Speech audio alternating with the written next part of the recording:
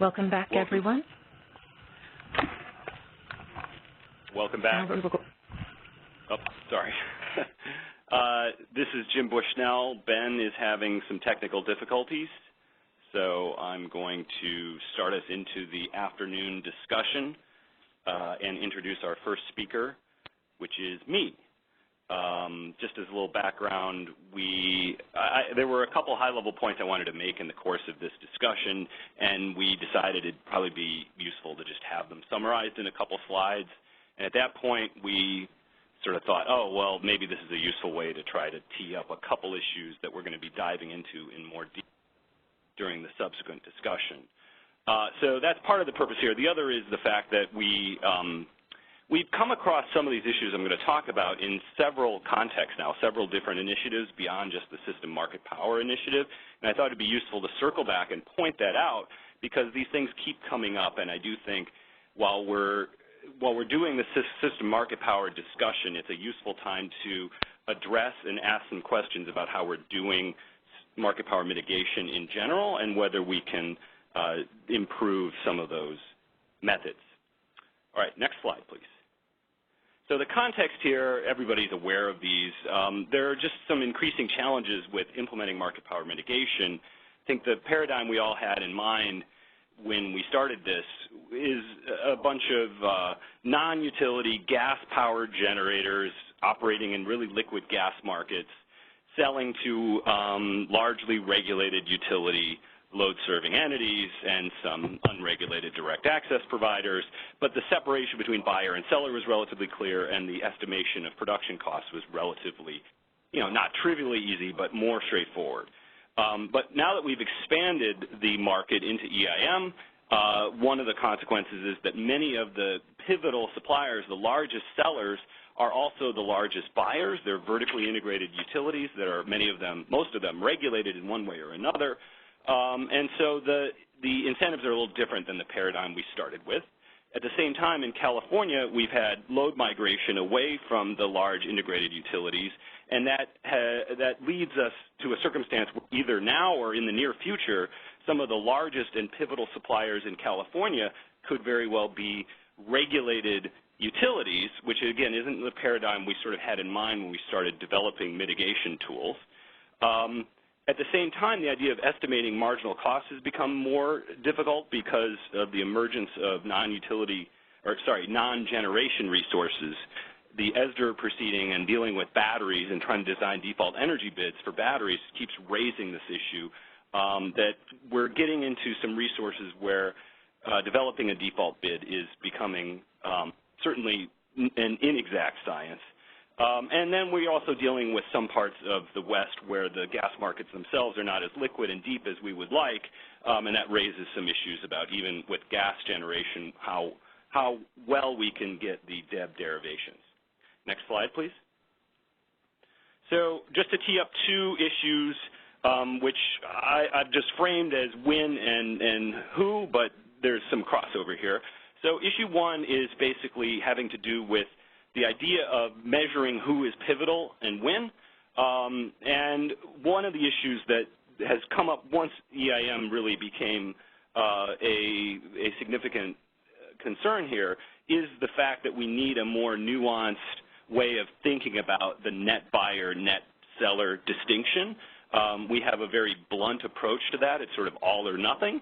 And I think we have increasingly seen the need for a more nuanced, continuous measure of what a net seller or a net buyer would be, because we know their incentives are affected not just by whether you are a net buyer, but by how many megawatts you are net short or net long in a market. And in addition, we have these questions about whether these measures of net supply, whether and how they might differ between the day-ahead market and the real-time market. One of the things we've been kicking around is the idea of using the day-ahead market as a means for establishing a net position in the real-time market. What are the implications of that? Are there feedback effects to using the day-ahead market for real-time? Should there be a different standard between real-time and day-ahead? I think these are important questions that we need to work through, but I think it really is important to do better than what we're doing now.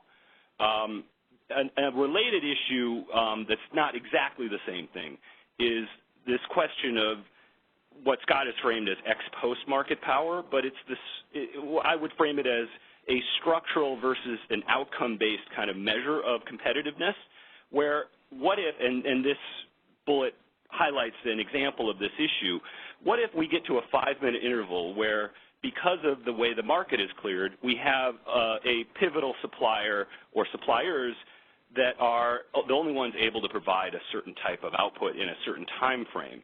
However, if we go back in time to just an hour before, there was plenty of competition for that supply. It's just we ran a market, and there were some winners to that market, and they're the ones who are left who are positioned to be able to provide that supply. So there's a bit of temporal differentiation here that we need to think about what the implications are, because it's not like the market was never competitive or is structurally uncompetitive. It's more that once we got to that point, we have a different set of suppliers available. Next slide, please. The second issue has to do with who to mitigate, and this is something that Esdra has really brought to the fore, in my mind at least. I'm about to get a delivery, so you will hear a dog bark in a second. This is the fact that we right now, when we find an uncompetitive market, we mitigate everyone. In LMPM, that means we mitigate everyone who can provide a counterflow. And one of the things we've been concerned about in system market power is whether that means we're mitigating everybody in the CAISO system when the system market power pivotality test would trigger mitigation.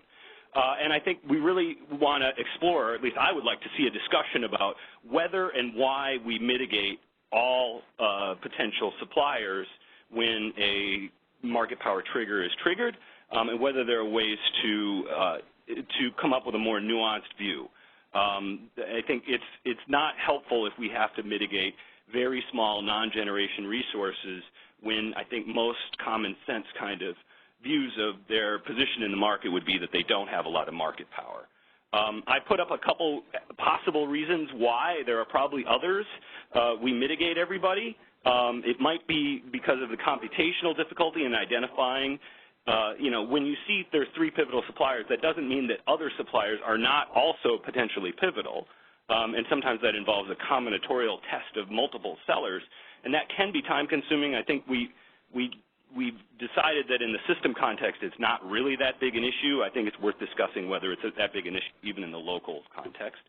And there's also this question about whether the 3 pivotal supplier test is what it means. It's not the only test of market power. It's only a rough proxy, and that means it might be too weak or it might be too strong. And so if there is somebody who's 5th in the line of pivotality, if that's a term, what does that mean? But I do think there's ways we could explore either safe harbors or ways to take a more nuanced approach on who we mitigate as well. All right, last slide. So to summarize, remember the high-level goal here is to try to identify and mitigate seriously harmful market power, but we're also trying to avoid potentially inefficient proscriptive dispatch, or what some people call over-mitigation. But really it's messing up the dispatch because we are applying default bids that are imperfectly measured at best. And because we have these trends going on in the Western market, and we also have this initiative to try to examine system market power, that makes it an important and an opportune time to re-examine some of the assumptions behind these implementation issues that I've just highlighted here. All right, that's all I've got. Thanks. Thanks, Jim. Can everybody hear me? Yes. Yes. Yes. Yeah. And Jim, I'm sorry that I came in late. My computer froze. On your initial slide, slide 2, you mentioned 4 challenges, and I'm wondering if you care to speculate on implications of these for local market power mitigation, what we do now, and for system market power mitigation. Well, I think perhaps you already did that. Yeah. Well, I mean, we've been discussing these, and we will discuss these over the course of the next 2 hours or so in the context of system market power mitigation. But I do think to the extent we come up with better solutions in the SMP context. I wanted to be able to open a discussion about whether, if it works for system market power, is it something we could apply to local market power mitigation as well. So certainly things like a net buyer, net seller definition, and things like whether there are resources that do not need to be mitigated when a trigger is triggered. Those are both high-level issues that we have been working through in the system market power context that are certainly relevant for the local market power context as well. I think in the local market power context, it's a little harder in some contexts to identify what net position is and maybe what a safe harbor might look like, but that doesn't mean it's not important. We may conclude that it's just too hard in the local context to be able to adequately deal with, but I do think it's definitely worth talking about. If these are important issues at the system level, why aren't we also trying to work through what the implications? Okay, thank you. And another general question I have, and I hope this is not a lobbed hand grenade, but there are several stakeholders who thought that these and perhaps other challenges are severe enough that that the ISO should be considering a conduct and impact approach instead. That is a wholesale reform of and changing of how market power mitigation is done. And I would be curious to see if anybody would like to react to that.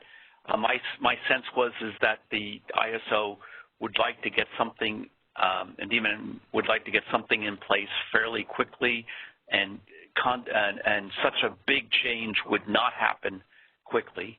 But I was wondering if anybody else would like to say anything about that. Well, I think you're right that that's not a pathway to quick implementation of system market power mitigation. Yeah. And really, the issues I'm raising here are more relevant, I think, to the current approach. In a sense, conduct of impact kind of doesn't try to make these distinctions between big or small or net sellers and net buyers. It just sort of looks at the outcomes. And so off the top of my head, it seems like the issues I'm raising are less directly relevant to a conduct impact context. The more I think about what we do in the West, though, I do think that it's really a hybrid of what we would call a structural. And there is certainly some, when we get to a real-time market, there's been a bunch of conduct and probably some impacts that have led us to the set of generators we have available. So in a sense, we're doing a hybrid of that already. But no, I didn't, since you gave me no warning, I haven't given a lot of thought on exactly how this would map to a conduct impact context. Okay. Before we go to the question in queue, I'll just see if, Scott, you wanted to toss in anything. Oh, I think these are all really great questions, so I agree totally. Okay. Candace, could you get the questioner in queue? Yes, please go ahead. Your line is unmuted. Hey guys, this is Mike Castellano from the Energy Division of the CPUC. So I'll sort of go backwards. Ben, your last point there on conduct and impact, I think one of the reasons that Jim's concerns are sort of less relevant in some ways to conduct and impact is that conduct and impact is extremely imprecise and sort of grants wide swaths of market power to people who want to exercise it, so you don't have to be as concerned about the details in general. And I've said this a lot of times, the ISO's mitigation does have an impact test. That's what the competitive LMP does. If your bid is not changing the LMP, you don't get mitigated. So a couple other things that Jim said that I just wanted to touch on. He pointed out that with every sort of the changes in the structure of the market that have been going on, it's hard to figure out what everybody's motivations are. And I think the general design of mitigation in the ISO, and I think FERC has usually opined in this direction as well, that instead of worrying about what an entity's motivations may or may not be, it's better to just look at whether or not they can bid, they have the ability to raise prices with their bids. And if they do have the ability to raise prices with their bids, they should be subject to some kind of price protection, some kind of mitigation. And the other thing I wanted to hit on here, Jim, talking about how the market maybe is never, or it's not never uncompetitive or not never competitive, in the same sense, if there's some commitment process and later on, after those commitment decisions have been made, there's the ability of, or some entity has the ability to raise prices, that's not true scarcity either. We don't know how those commitment decisions were made. There could be a problem in there. And if there isn't competition available to temper the prices in that interval, in that instant, then, I guess in my view, the competition really doesn't exist. So I don't see any obstacle to calling that point uncompetitive because, you kind of established there isn't real scarcity, but there also isn't anything isn't any other way to maintain competitive prices probably other than mitigation. Right. And yeah, I like I said, I maybe didn't say this, but I'm still wrestling with this kind of ex post market power question because I grant that ex post there probably is the market power, as we would call it, in the sense that there's only a small set of generators capable of providing energy within a small enough time frame or ramp or whatever. I do think that there are issues about what the right regulatory tool to deal with that would be, though. And hopefully we'll get a chance. We'll probably explore this in the discussion to follow. We've been sort of trying to wrestle with situations in which load has an opportunity to buy from a competitive market and distinguishing those from situations where there's a heat wave or something and load just all of a sudden is stuck having to buy from this really short-term market, and whether there are ways to, and whether it makes sense to try to differentiate those. Because in my mind, it was part of the issue was if load has an opportunity in, forget about the forward markets, in the day-ahead market and the 15-minute market to buy from competitive sources, and then is buying in a market that looks structurally uncompetitive in a 5-minute interval, is that, I think that's a different context than having to have no choice but to buy out of that market during that 5-minute interval. And there may be ways to try to distinguish between those. The other thing I would point out is if you do have this problem for 5 minutes or 15 minutes, that we're running another market in the next hour, and hopefully those competitive issues are resolved, or maybe it's for one day. And so it would be transient under this sort of hypothesis that the market was competitive, and then we ran a dispatch and it left it more concentrated in the moment, that if the market were competitive in the first place, that hopefully the next time around we're resolving it in a way that's reaching competitive outcome. Jim, this is Scott. I'd like to jump in on a couple of these points. First, I disagree with Mike about conduct and impact allows wide swaths of exercise of market power. That all depends on the thresholds you allow. And in areas where there's a very great potential for the exercise of market power, the thresholds are set very tight, not even 10% sometimes.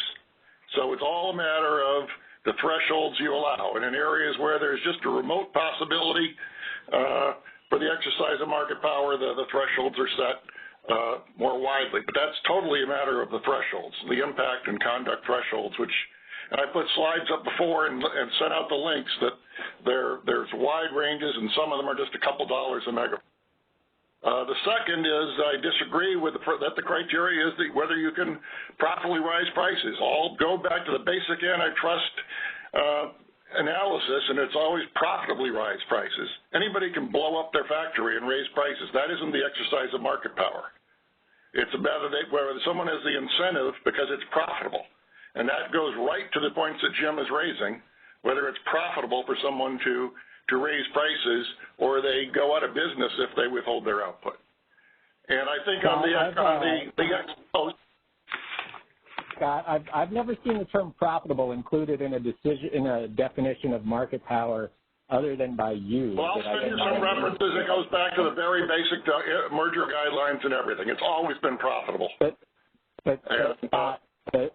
you're looking at it from just one side. Whether it's profitable or not doesn't change the impact to consumers and doesn't change the impact to market efficiency. But it changes whether it's plausible it's market power. That's basically a semantic issue then. And then on the third point, I mean, definition of market power.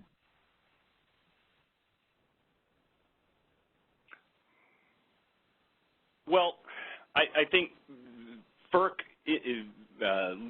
legal definitions aside, from an economic perspective, there is, if we view the mitigation tool as something that brings both risk of inefficient wrong DEBs and the benefit of a DEB that's closer to true cost than what the bid was.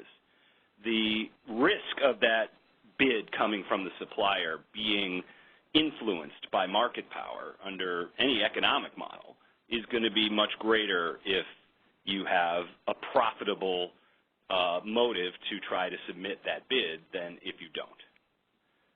So just from an economic perspective, it makes sense to try to distinguish between the net position of the generator and the incentives of the generator if there are ways to try to practically do that. I think whenever you try to do that, you start walking down a trail of making assumptions about, as hard as it is to know the costs of these generators, I would argue that it's drastically harder to know the motivations of any of these entities that are playing in this market.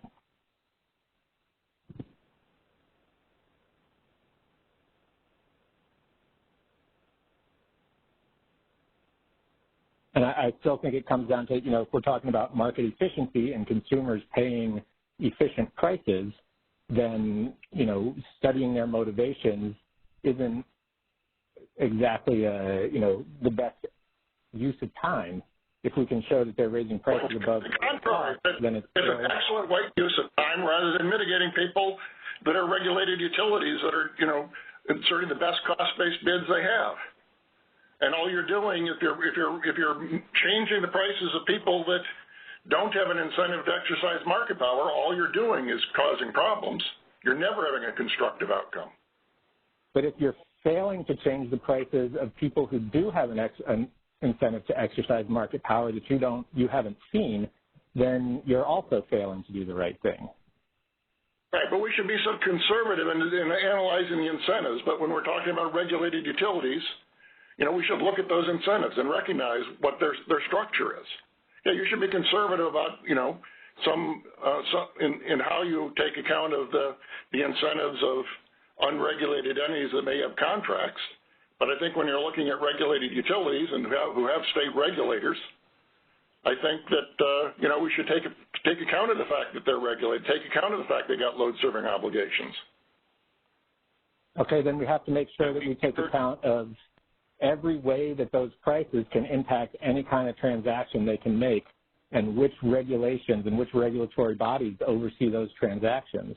I don't know that the regulations for how APS or somebody like that handles the money that they get from selling power out of state have the same implications as the money that they get from their ratepayers, and how their local price can impact the prices that they sell power out of state for, could be important.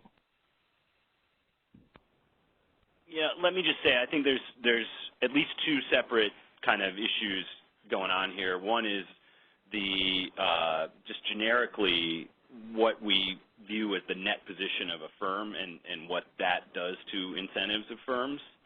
And then the separate one is sort of irregardless of position, if a firm is regulated or publicly owned or privately owned, how to distinguish between those. And in the second case, I grant that there are challenges there, but I also there are opportunities to really understand. In California, we've been told many times that the PUC sort of has rather has definitive instructions to the IOUs on how they should operate in the market and how they should, at least in spirit, be bidding these units into the market. And I do think that is, and how that affects their revenue requirement and their financial incentives is relevant there. And it's not that difficult to try to interpret. Now, yeah, when you're dealing with interstate and those sorts of issues, it does get more complicated, but I don't think treating position as irrelevant or treating regulatory status as irrelevant is a useful simplification either.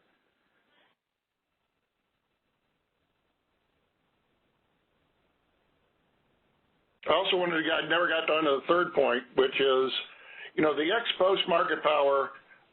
I agree with Mike that you shouldn't be able to exercise it after the fact, just because, and that's the problem, that as the number of suppliers gets smaller, you don't want to have the ability to exercise market power. But there's the market. We've got mechanisms to check that. One thing we do is when we clear the day-ahead market, we reduce the number of people that are in the real-time market, but we give financially binding schedules to the people that cleared, so that they can't, after we don't commit other people, they can't raise their price. No, they've already sold it. And then when we get into real-time and the HASP and FMM, we got to recognize that we have a structure that's designed to address that, because you can't raise your prices after the HASP. You've got to live with those prices. It'd be a whole different situation if you could be cleared in HASP and then put in another set of prices to be used in RTD, but you can't. Mm-hmm.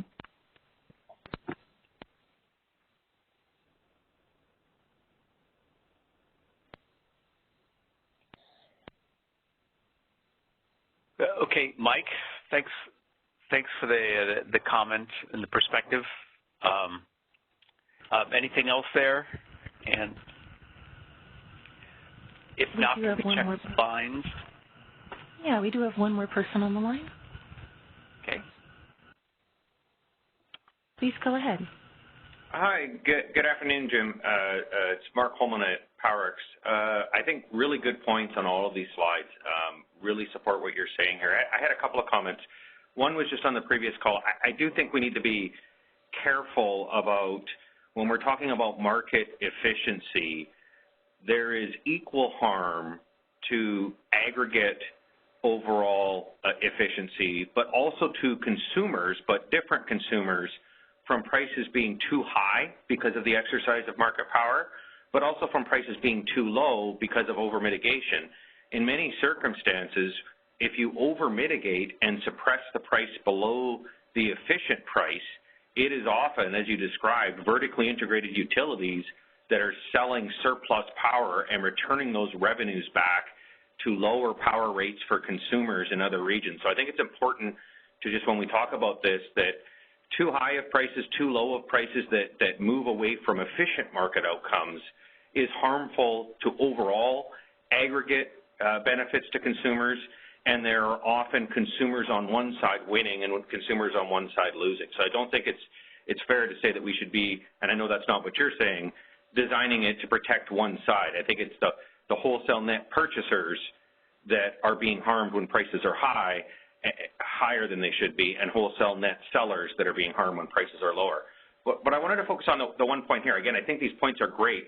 Just one concept that I wanted you to think about and perhaps get some feedback on is your second point, main point here, that what if real-time markets feature pivotal suppliers only because competitive generation went undispatched in earlier markets? And fully agree with that, and I think you used the 15-minute versus 5-minute, and I know Dr. Harvey's got some great slides on the HASP and the HASP versus 15-minute. But just one additional item that is related is that in our experience, because of different price formation practices between the CAISO's 15-minute market, including the EIM, And the bilateral markets, a lot of times you won't even see those offers in the offer stack at the import location. So as an example, if California is running a peaking gas plant at $80, but the price is being set, let's say, by a combined cycle between its PMIN and PMAX at $50 in the 15-minute market, and the external bilateral market's running peakers, and it's at $70 because it's an hourly and multi-hour market that includes the cost of running peakers, because of the way the market functions, you're going to see a reduction in offers where entities are not going to go and buy $70 power and offer it in the first place in the HASP if they expect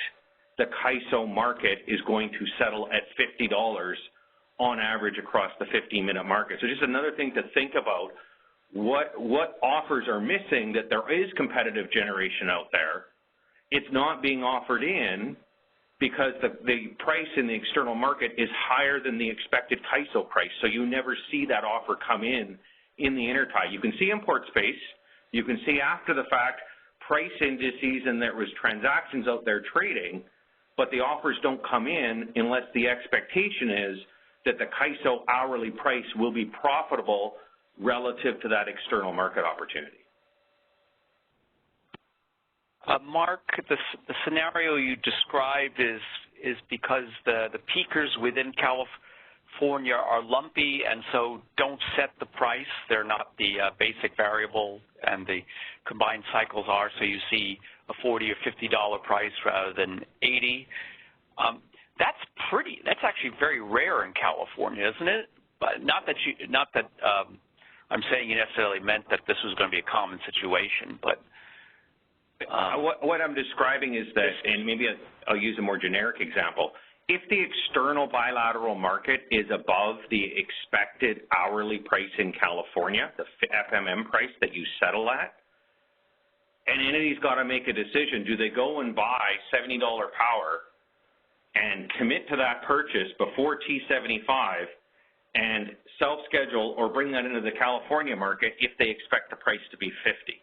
So we do see differences in prices between the regions. Some of that is because peakers get incorporated externally into the market. We do see peakers in California running in the morning peak and the evening peak, but we don't see the clearing price reflecting the cost of starting up and running that peaker.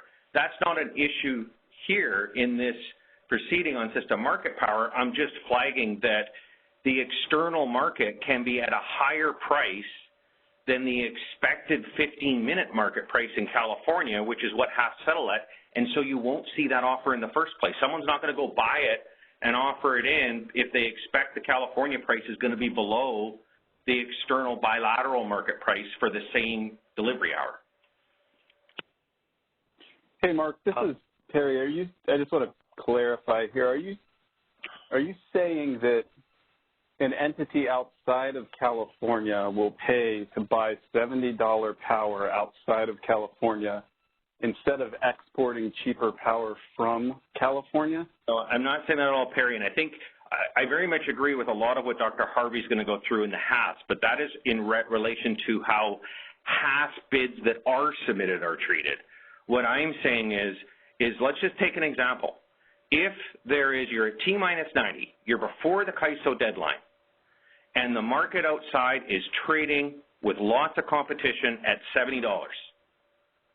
For entities, for a marketer to go and buy that $70 power prior to T75 and offer it into the CAISO market, they need to buy that $70 power, commit to the purchase, and they're only going to do that if they expect the California price to be above $70. So there may be abundant competition in the external market. There may be import space into California. You're not necessarily going to see that as offers submitted in the HASP, because if you think about the decision-making of the marketer, he has to make a commitment. Do I buy that $70 power, commit to that purchase, and then submit an offer into the CAISO's intertie bidding at T-75?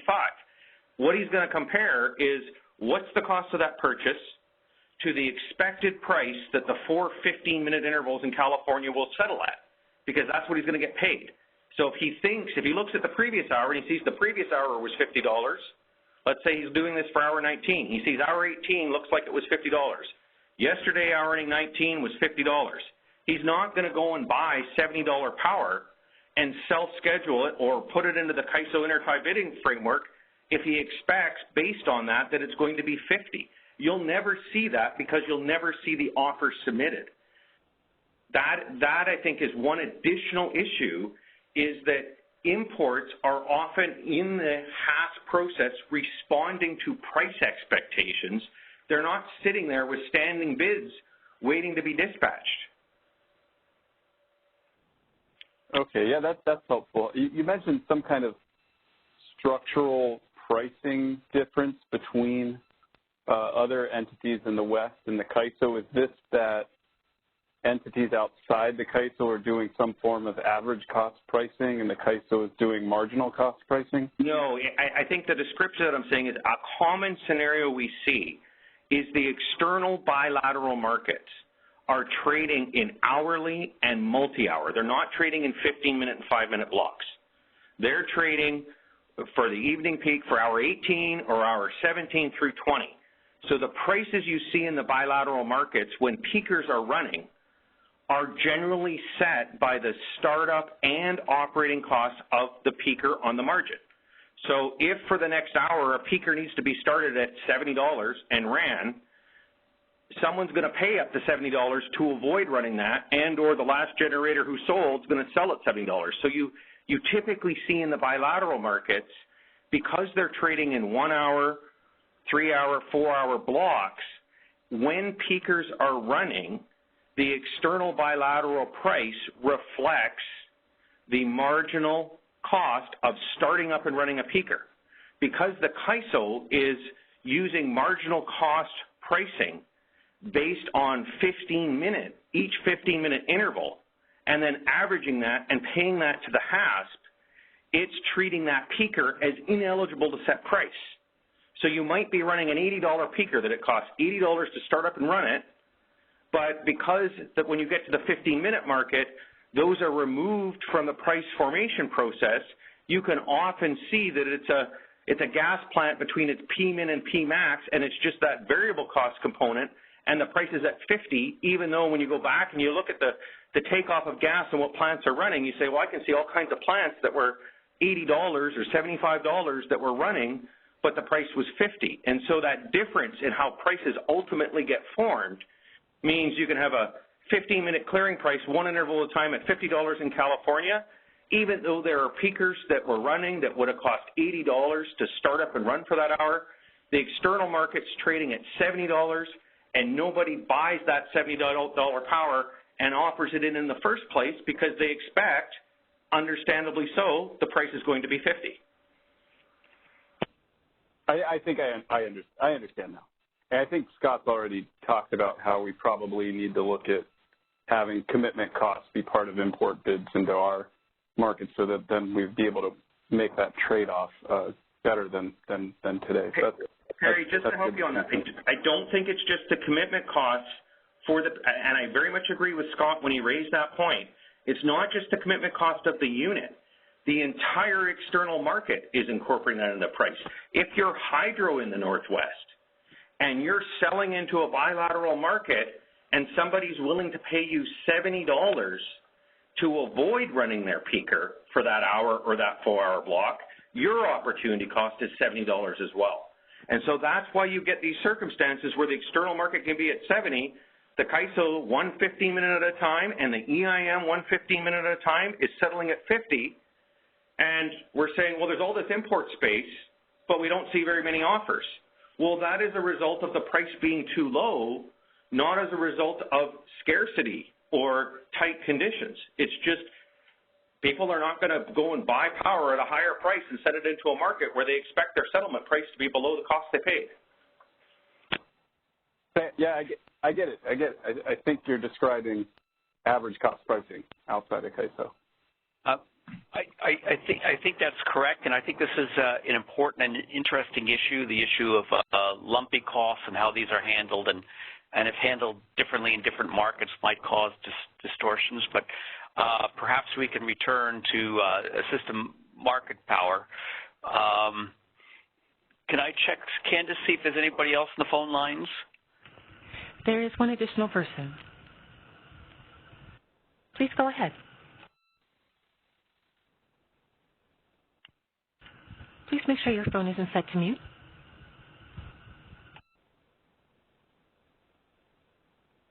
Sorry. Hey, guys. This is Mike Castellano with the CPUC again. Just wanted to respond to some things that Mark said. This scenario where all these resources are going to, all the intertie transactions are going to disappear from the CAISO interties, I guess, because the prices in CAISO are too, or they expect the prices in CAISO to be too low. Isn't that just going to cause us to clear higher cost internal supply and then push the expected prices in CAISO up and then bring most of those transactions back again? I'm just saying it seems like it's a, sort of first step of some kind of equilibrium setting process, but definitely not the last one.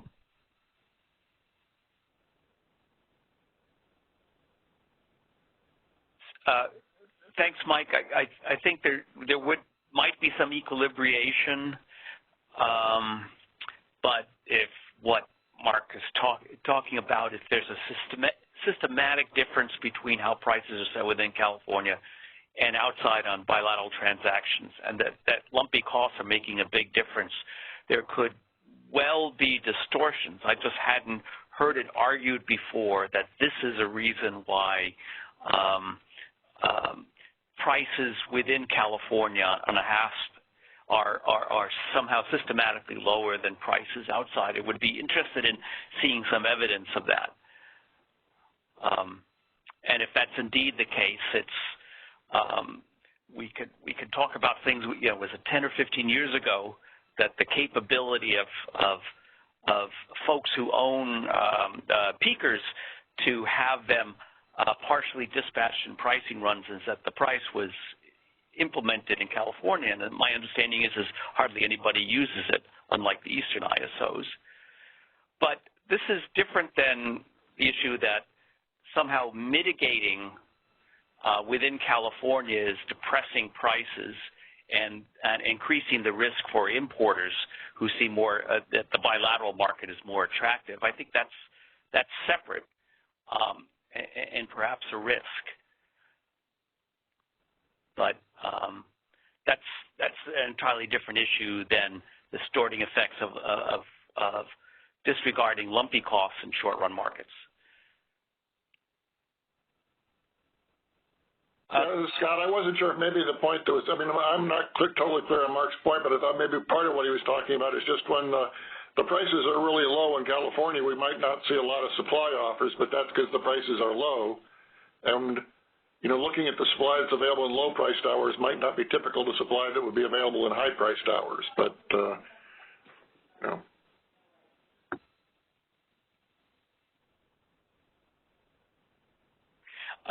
Candace, anybody else?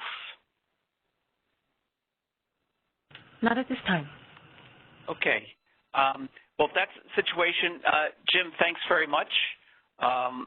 You accomplished your objective of stimulating a lot of discussion, and I think at this point we can now pass the baton on to Perry.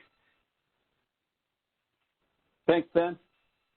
We can go ahead to the next slide. I'm Perry Servideo, Lead Market Design Policy Developer, California ISO, leading this initiative. So the first thing that we want to do today is talk about the pivotal supplier test trigger that we included in the revised straw proposal. We then want to have some, we have some data describing when the proposed test would trigger, what those prices look like, whether it's a single BA constraint down, et cetera. This is the second bullet we'd like to talk about. Also, we've been doing some thinking about hourly block import energy and how that contributes to competitiveness in our 15-minute market. We'd just like to tee up our thoughts on that and then maybe save that discussion for during Dr. Harvey's presentation. And finally, some stakeholders have concerns about our proposal to only mitigate jointly pivotal supply within the CAISO balancing area. So we thought it'd be good to get your perspectives on this. We can go to the next slide.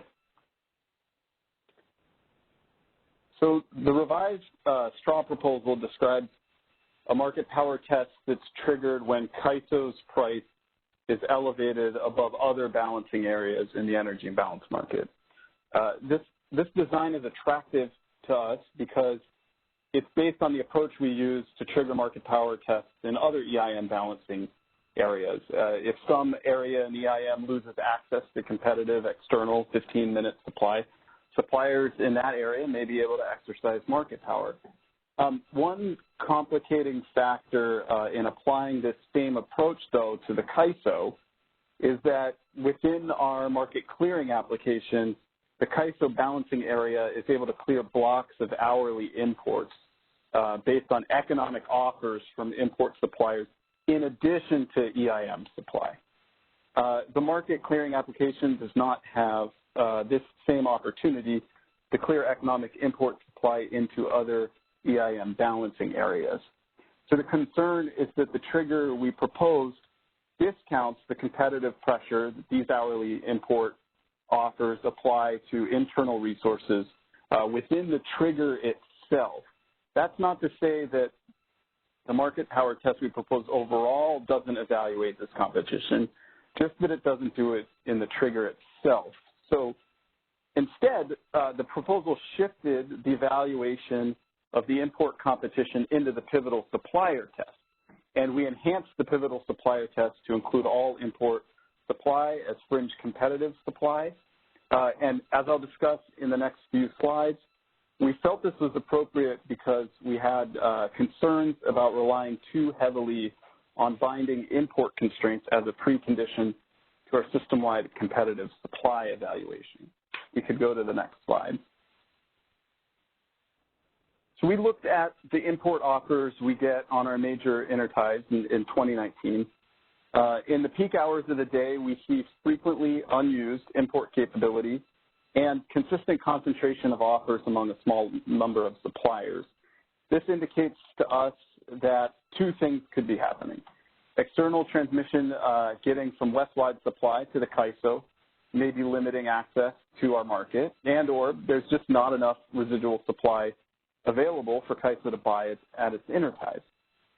Now, the market application actually optimizes a fairly large pool of resources participating across the EIM with resource-specific offers. That's all competitive supply that demand in the various balancing areas, including the CAISO, could access if EIM transfer constraints are not binding. When those constraints bind in a way described in our revised straw proposal, demand in our constrained group of BAs cannot clear more of that competitive supply. So let's look at, on the next slide, let's look at the offers on our major interties, including the contribution from EIM supply. Here we're showing 4 of our major interties in August 2019. These are the average quantity of offers we receive on these interties in peak hours of the day relative to the intertie limit. The intertie limit here would be the 100% dotted line that goes across the screen. We see frequently unused import capability and consistent concentration of offers among a small number of import suppliers on this chart, as well as in the charts for the other months. This indicated us. Perry, I'm trying to understand what you're saying, because it looks to me like we got a huge number of suppliers and we got a huge amount of supply. Isn't this like thousands, a large number of thousands of megawatts offered on average?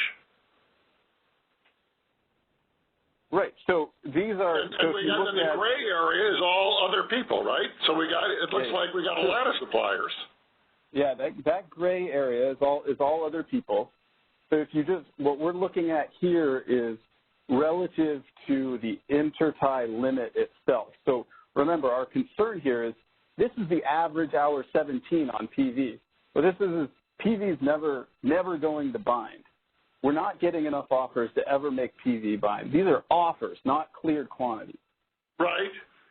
But all the others, you've got on average, there's more than enough. And to follow up on what Mark said, the fact that they don't offer when the price is $10 in CAISO is hardly relevant.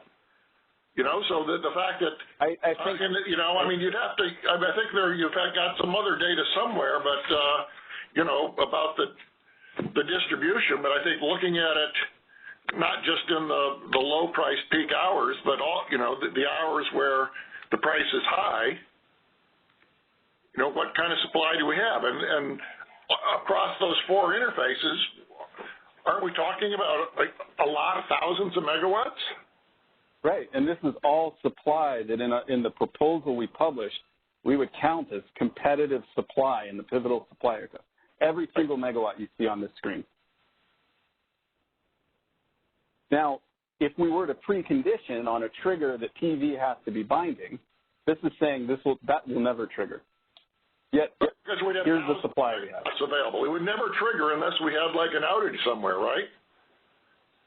An outage could cause it to trigger. This 100% line here in these averages does include if there were any outages.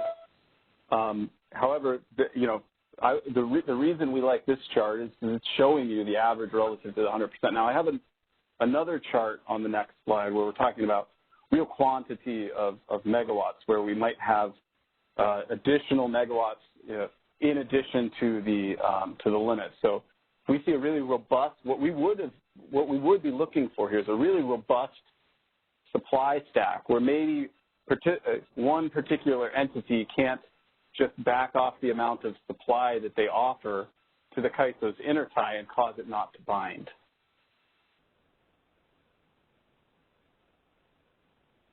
Are we going to a 7 or 8 pivotal supplier test now?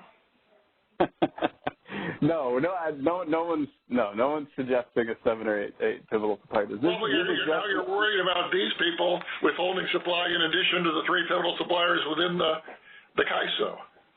Yeah, so what we're looking at here is these are the offers we got on the ties. So these people didn't withhold, right? These people didn't cause it not to constrain. They offered the supply. Could you say that one more time? People didn't not offer. They offered, right? They offered, yeah. Yeah, so these are the offers we got. Now, what we look at here is if we were to say, you know, PV has to be binding in order to trigger looking at whether the total supply mix we have is competitive. Seeing that on average, we don't even have enough offers to ever make PV bind is one indication that maybe the limitation on access to our intertie is not right at our border. It may be beyond our border. So this is where we went to looking at the EIM data.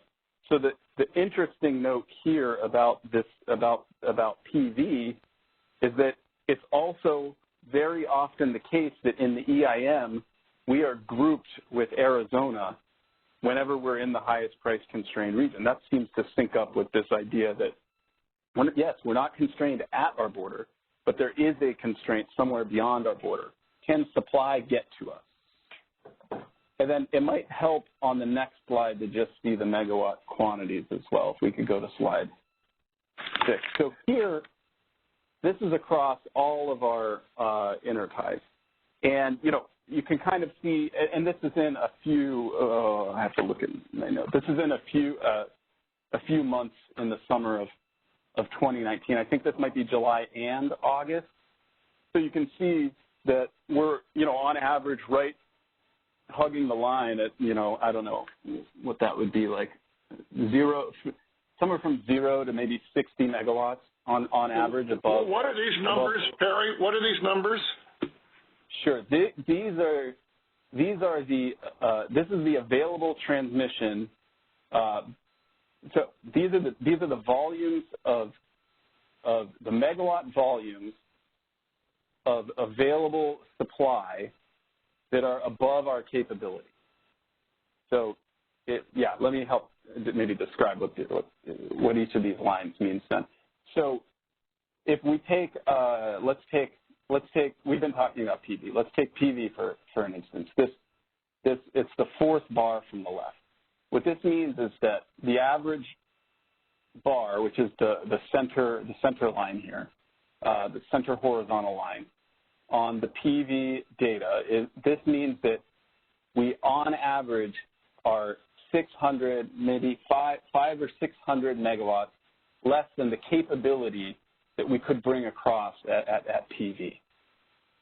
So we're well below on average on PV, well below on average on MEAD. Knob pretty much hugs the line. We might have a few more megawatt offers than we could clear on Knob. And Malin, we got a few more megawatts of offers than we could ever clear. And then the rest of these are generally all, you never have more offers than your actual import capability.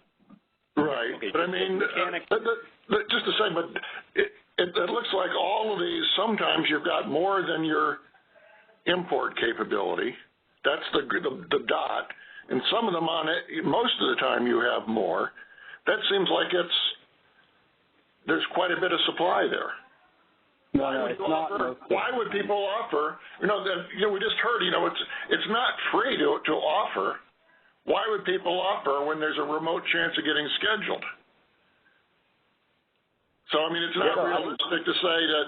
The point is that if it were binding, then we'd have a problem. But the fact that people don't offer so much that it becomes binding when we don't need it, that isn't really.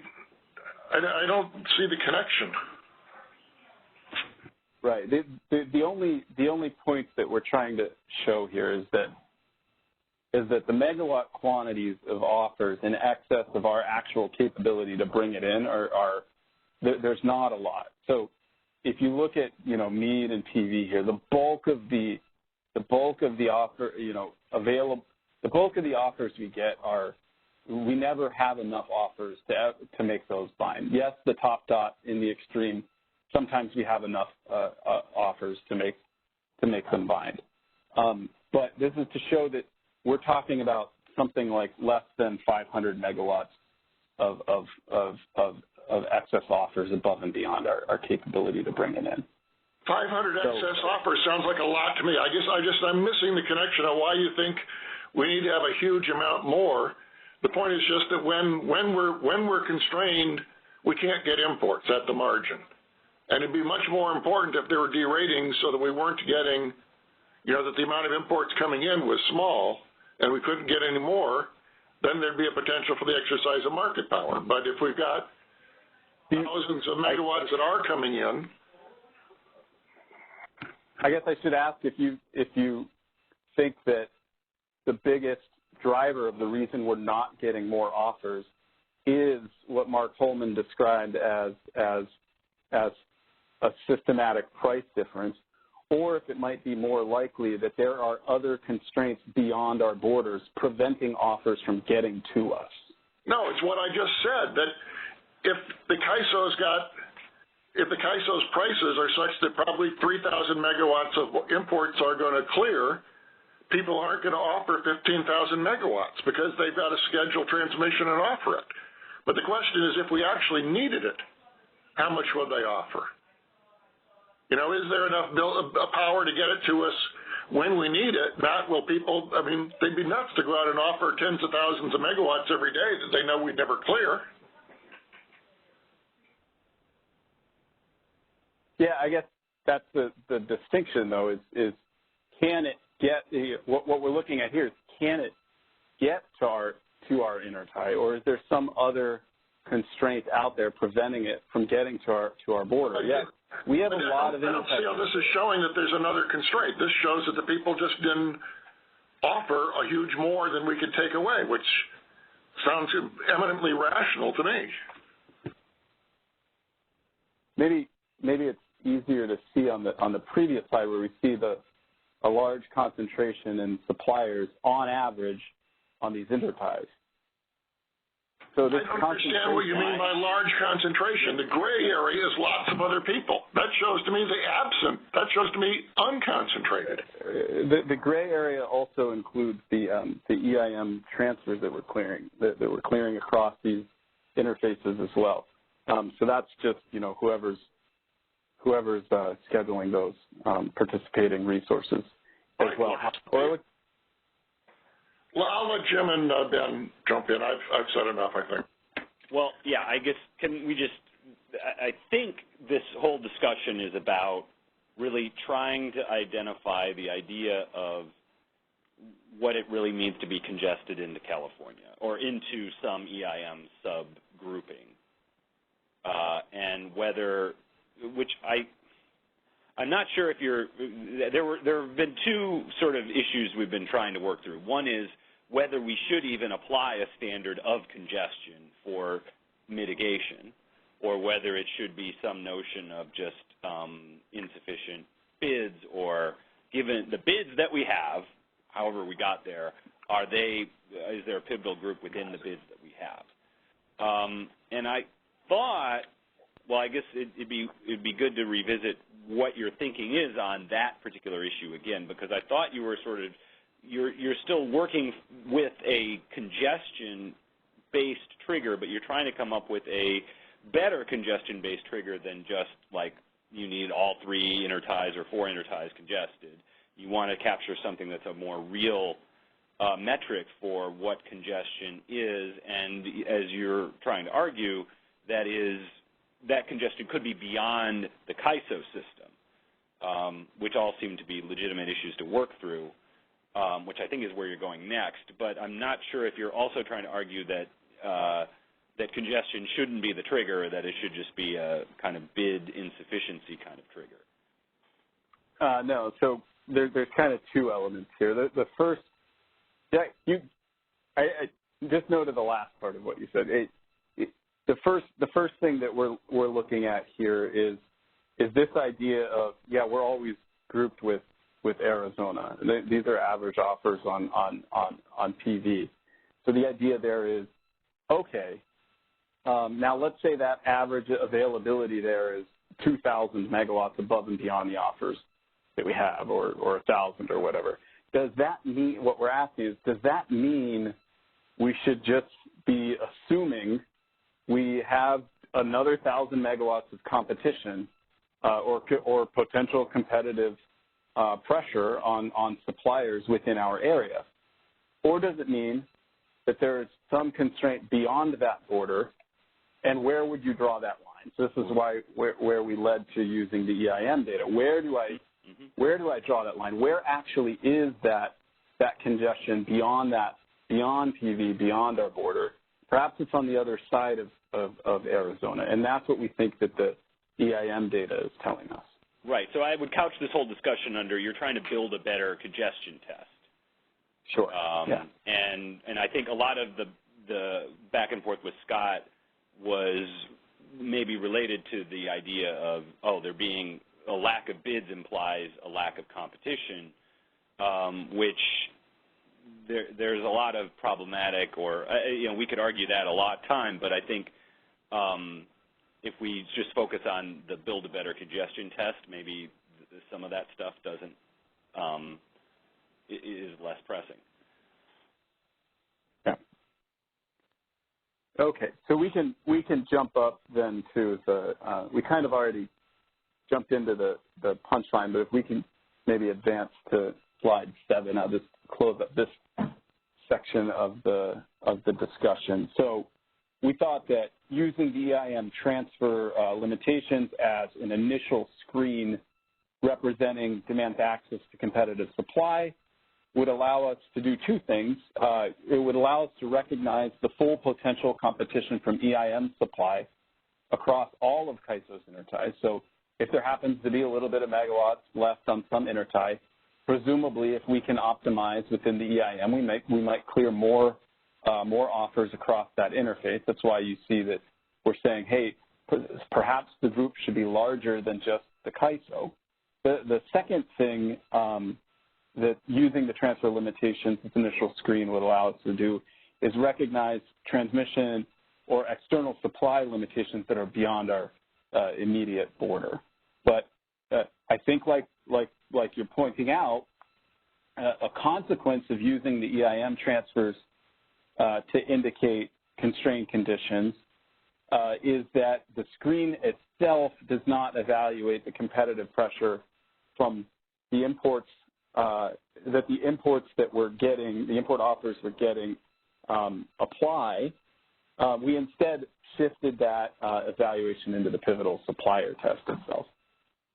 So now here I'll say we really do appreciate all of your perspectives on this. So we'd like to, before I move on to the data describing the market conditions, when this proposed trigger would trigger, I'd like to pause for your perspectives. We have one person on the phone. Please go ahead. Hi, Perry. It's Mark with Parks. That was a really helpful discussion because I think we've just, flushed out in the open where I think there is a critical gap. So let's talk about the three large ties and the transmission space, and we may be able to even do a data analysis from the public data to show you that there is transmission available to get to all three of Malin, Knob, and Palo Verde. And what you are seeing when the amount of offers does not fill the intertie at one of those three is not because there is not transmission to get there, and that seems to be your assumption. At Malin, there is 4,800 megawatts of transmission. The CAISO share is only 3,200. So when the CAISO is not congested, there is transmission to get from all over the Northwest to Malin. Knob, there's over 3,000 megawatts of transmission to get to Knob. The CAISO share is 1,500. When the CAISO does not have sufficient offers to fill Knob, that is not because of transmission. And Palo Verde, in many hours, congests. I can't remember an hour where you couldn't, from all over the desert Southwest, as well as significant megawatts from the Northwest, get to Palo Verde. The transmission to get to those locations is not a challenge. What is happening, and if you go to your slides later, is that you'll see that a whole bunch of these intervals you're picking up, the prices are $30, $40, $50, $60, $70. Offers are going down as prices external rise above the expected CAISO price, as I described earlier, as would be expected. You're seeing that there is a response of a reduction in offers, and I think the assumption you're making is that there's a transmission constraint getting there. I think the public data can demonstrate there is never a transmission constraint getting there when you have space to take power on your side at those three interties. What is happening is a reduction in offers based on price expectations. And so I think that can be shown with data that what you're seeing is a rational response to prices in California not being above external pricing. It's not a systemic issue in terms of prices are always higher outside, but when prices are outside, particularly when peakers are running outside, and the price outside is above the California expected price in the 15-minute market, less power gets bought and offered in on the ties. To me, that is competitive conditions, lots of supply, transmission to get there. The price signal needs to drive that supply bidding into the market. That's helpful. Could you maybe help us then understand if there's a remote balancing area somewhere that has a fairly low EIM transfer limitation between it and the CAISO? What is that export limitation actually representing? Is it a function of the amount of supply they had already scheduled to sell or buy? Does it in any way take into account the amount of transmission that they expect to be able to have access to prior to entering offers into our market? I think it's a very good question, and it's different in the Southwest than the Northwest. What is in the Southwest, generally speaking, amongst the EIM entities, is their remaining transmission transfer capability for EIM use. That transmission is also available on OASIS for entities to buy to offer into your market through the intertie bidding framework, but they chose not to do so for whatever reason. In the Northwest, you're only seeing about 500 megawatts connecting the Northwest to Cobb in the EIM, and then you're seeing all the rest of the Cobb transmission and all the Knob transmission available outside the EIM because it's not being seen as the most attractive opportunity to make more transmission and more resources available. The price signal is not driving that response. Entities are seeing better uses for their resources, better uses for their transmission for other purposes. So happy to go through those details. I don't want to tie up the MSC call. I think what we're doing is flushing out where I think the gap is, which is really helpful because I think we can show you data that this is not a transmission problem getting to the CAISO border. I think the other part to be very aware of, if you look at the external markets when this is happening, we're not seeing emergency alerts and and load being shed or $1,000 prices outside. So it's not a situation where there's not enough generation, and once you see the transmission, you'll see it's not a situation of not enough transmission. The only remaining thing is there's not a strong enough economic signal to make it worthwhile to offer your generation to the CAISO through the intertie bidding or to make more resources available through the EIM instead of using them for other purposes like the bilateral markets or for hydro for future markets through the storage of water. So again, I think this is starting to flush the issues to the surface, which I think is really helpful. Mark, this is Ben. Can I ask whether part of the economic picture is the transmission capability may be available in Oasis, but it's pancaking or paying for it, and so to get the power to California is more expensive than to get it elsewhere before the EIM, and so it's not capacity, it's the cost of getting it that might limit the offers. This is, of course, something that would be addressed by a day-ahead market, but that's another topic for another day. I think transmission hurdle rates are a factor, and maybe I'll say it this way, Ben, is that in order for someone to make an offer to secure transmission or set aside transmission they have, for example, for an intertie bid, they have to expect that the CAISO price is going to be higher than their other opportunities by more than that transmission cost. So even if the CAISO prices are formed exactly the same, and it's $50 in California and it's $50 outside, once you factor in transmission costs of $3, $5, $7, $10 and losses, it doesn't make sense to go out and buy transmission and make an offer. The CAISO has to be higher than the external market by enough, with enough confidence for someone to secure transmission, set it aside, and offer it in. And what I was describing about the peakers is when we start getting into that $50, $60, $70 range, it's often the other way, that the CAISO's at $50 and the external market's at $70, so then your offers are really going to dry up because not only can you not recover the transmission costs, but your price is actually lower than the external market, even if you're running a similar resource fleet. So I didn't mean to sidetrack to the fast start issue, other than to say it's price, and it's the external market not being lower than the California price by more than enough to cover the transmission costs. I think a day-ahead market would help. I think improved price formation would help. I think that system market power is an important issue to look at, but we have to get it right. Lowering the price when people are not offering energy because the price is lower than the external market is not a good solution for anyone. Hey, Mark, Jim or Scott, you want to add to that? Oh, sorry. I just had one last question. Mark, you mentioned that there's 4,800 megawatts of external transmission available in the north. Would that, I understand that to be a measure of what can basically sink at our tie. Does that metric include, getting from some remote generator to the CAISO, or is there some different metric that would show? We'd be happy to work with you and share what's public and connect you to the transmission providers, Perry. But what I will say is this: there can be constraints from the broader Northwest region getting to the head of that tie, John Day, for example. But those constraints are incredibly infrequent in terms of implying.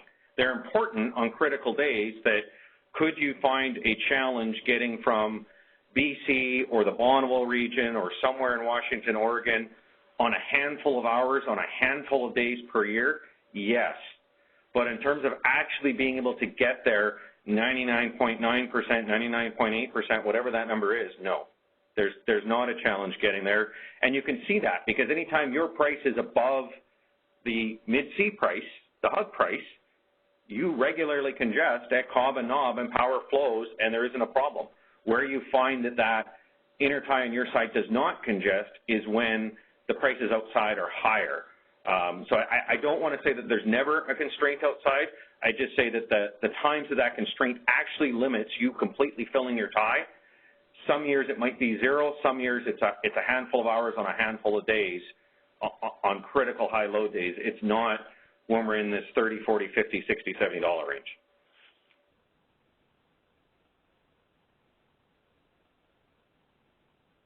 Let's see. Jim or Scott? Response? Nope. I think we should keep going.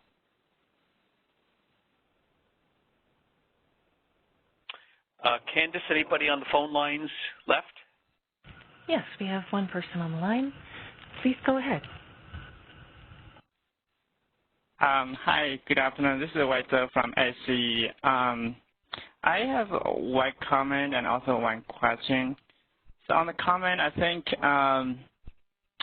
from our perspective, I think it's preferable to use BA level transfer. I think maybe Jim or Perry described as a better congestion based trigger. I think that makes sense, and also it's more consistent with how EIM BA mitigation kind of was best. It's also based on the EIM transfers. And I think that even we call it mitigation trigger, but to me it's actually just a first step of the mitigation trigger, because even the trigger is triggered, it will not actually just go ahead and mitigate resources, but you also need to perform the pivotal supply test. So if we look at how the local market power mitigation is triggered, I think this is an additional kind of test. So I think this is only the first step. I know maybe folks are very concerned about it, but I think this is only one step of how you trigger the mitigation. So I also have a question here. Perry, I think you said EIM transfers, but to the CAISO BA, this transfer would also include the imports at the CAISO entities, because I don't think the EIM transfer, the term would apply to the CAISO directly, if I'm correct. Could you explain that one more time, the question? So when we were talking about seeing transfers binding in the revised straw proposal, what we had talked about is comparing the system lambdas to identify kind of the geographic scope of our constrained group. And what that does is it tells us how much additional EIM supply that demand can readily access within the hour. If we're constrained coming into that geographic region, we've tapped out as much as we can due to various balancing area export limitations or import limitations. So I would say that those same flows do flow on our intertie scheduling limits as well. Right. So that's something I want to clarify. So to me, EIM transfers only apply to the EIM BAs. But if you look at the CAISO BA, you also get a flow from non-EIM BAs. So when the CAISO is in the highest price region, that means, not just the EIM transfers are congested, but when you consider all the imports, those are collectively congested getting into the CAISO, right? Yeah, I wouldn't say that they're all collectively, all of our interties are collectively congested at that point. We might see a few of the interties congested. Right. I think at the BA level. Point at the EIM transfer capability is a lot lower than the thousands of megawatts that are in the HASP.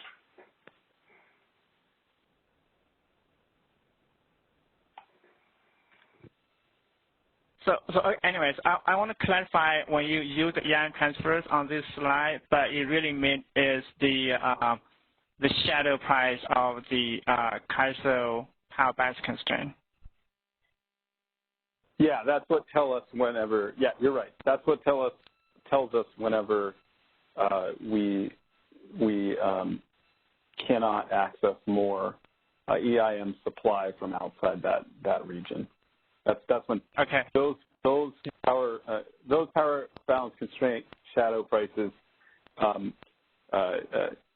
they separate from each other whenever the transfers are limited, when the transfers are binding. Okay, I think I understand. I think I just want to clarify. The proposal is still the power balance the shadow price of the power balance constraints, not just the EIM transfers in the real-time market. So thank you. Thanks, Wei. There are no further questions on the phone. Okay, thank you. Candace, Perry, go ahead. All right, let's go into looking at some of the data about, what we did was we looked at the intervals in which this would have triggered in 2019, and we wanted to see what do those look like. So this was a correction from the paper that that this trigger would have. We had these conditions in 26.4% of all 15-minute intervals. I believe the revised straw proposal said something closer to 28%. It most often occurred during winter and spring net load peak hours, and that's what we're trying to show in these two charts. Is that you see on the left chart, it's how many intervals would have triggered in the various months of the year. In the right chart, you see how many intervals would have triggered in the various hours of the day. I'll say that the right chart in the hours of the day was more of what we were expecting, that it would happen kind of in our net load peak hours and our ramping hours. The left chart of months of year was a little bit more of a head scratcher for us. And let me just maybe get through a few of these data slides, and then we can pause and come back to these. So I'll advance to the next slide. Okay, so here, what this is showing is the CAISO prices during that constrained 26.4% of intervals. So you can see that it would have triggered a lot of the time prices in the CAISO were in this $30 to $60 range whenever this would have triggered. And this was a little bit of a head scratcher to us also, and we wanted to just also point out, I think, anytime you look at something like this, the kind of next question as well, is it capturing your higher priced intervals also? So that's what we're showing on here, is that 4.5% of the constrained intervals that it would have triggered, we had prices in the CAISO greater than $100, and this is anywhere from $100 and 1 penny all the way up to $1,000. And that clarify, this is 5% roughly of the 26%.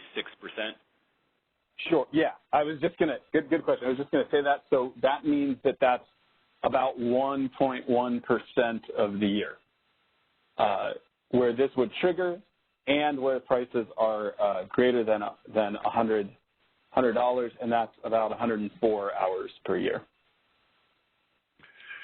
But I think the key statistic is it means that 95% of the time it would trigger, the prices are really low, and we got the diagram. This is great data, But it shows to me that this trigger is completely unrelated to the conditions that we started this discussion of system market power with. You know, none of that discussion was days where the prices were $30 or $40 or the middle of the night, you know, hours 1 and 2 and 3 and 4. And it seems to me that this is, and it makes sense because we're saying, was there some balancing area, no matter how small, somewhere in the EIM that was a generation pocket? And that's going to trigger lots of times that have, you know, that means that the load was low there and their supply high. It doesn't have anything to do with the conditions we were talking about. As we get more and more and more balancing areas joining the EIM, you can see the potential that, of course, there's always going to be a balancing area somewhere that's constrained down. So, I mean, you know, this thing is going to trigger every hour of the year.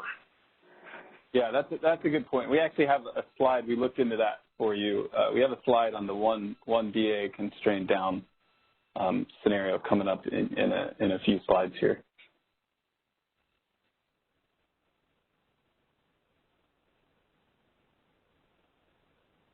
And okay, so suggested test so far. This is before applying any like 3 pivotal supplier screening as well. Right. Right. We use the data from the market power mitigation pass to find, you know, what were prices after the market power mitigation pass? Would we have triggered then? And then what, you know, so this is describing those prices in the condition in which we would have triggered.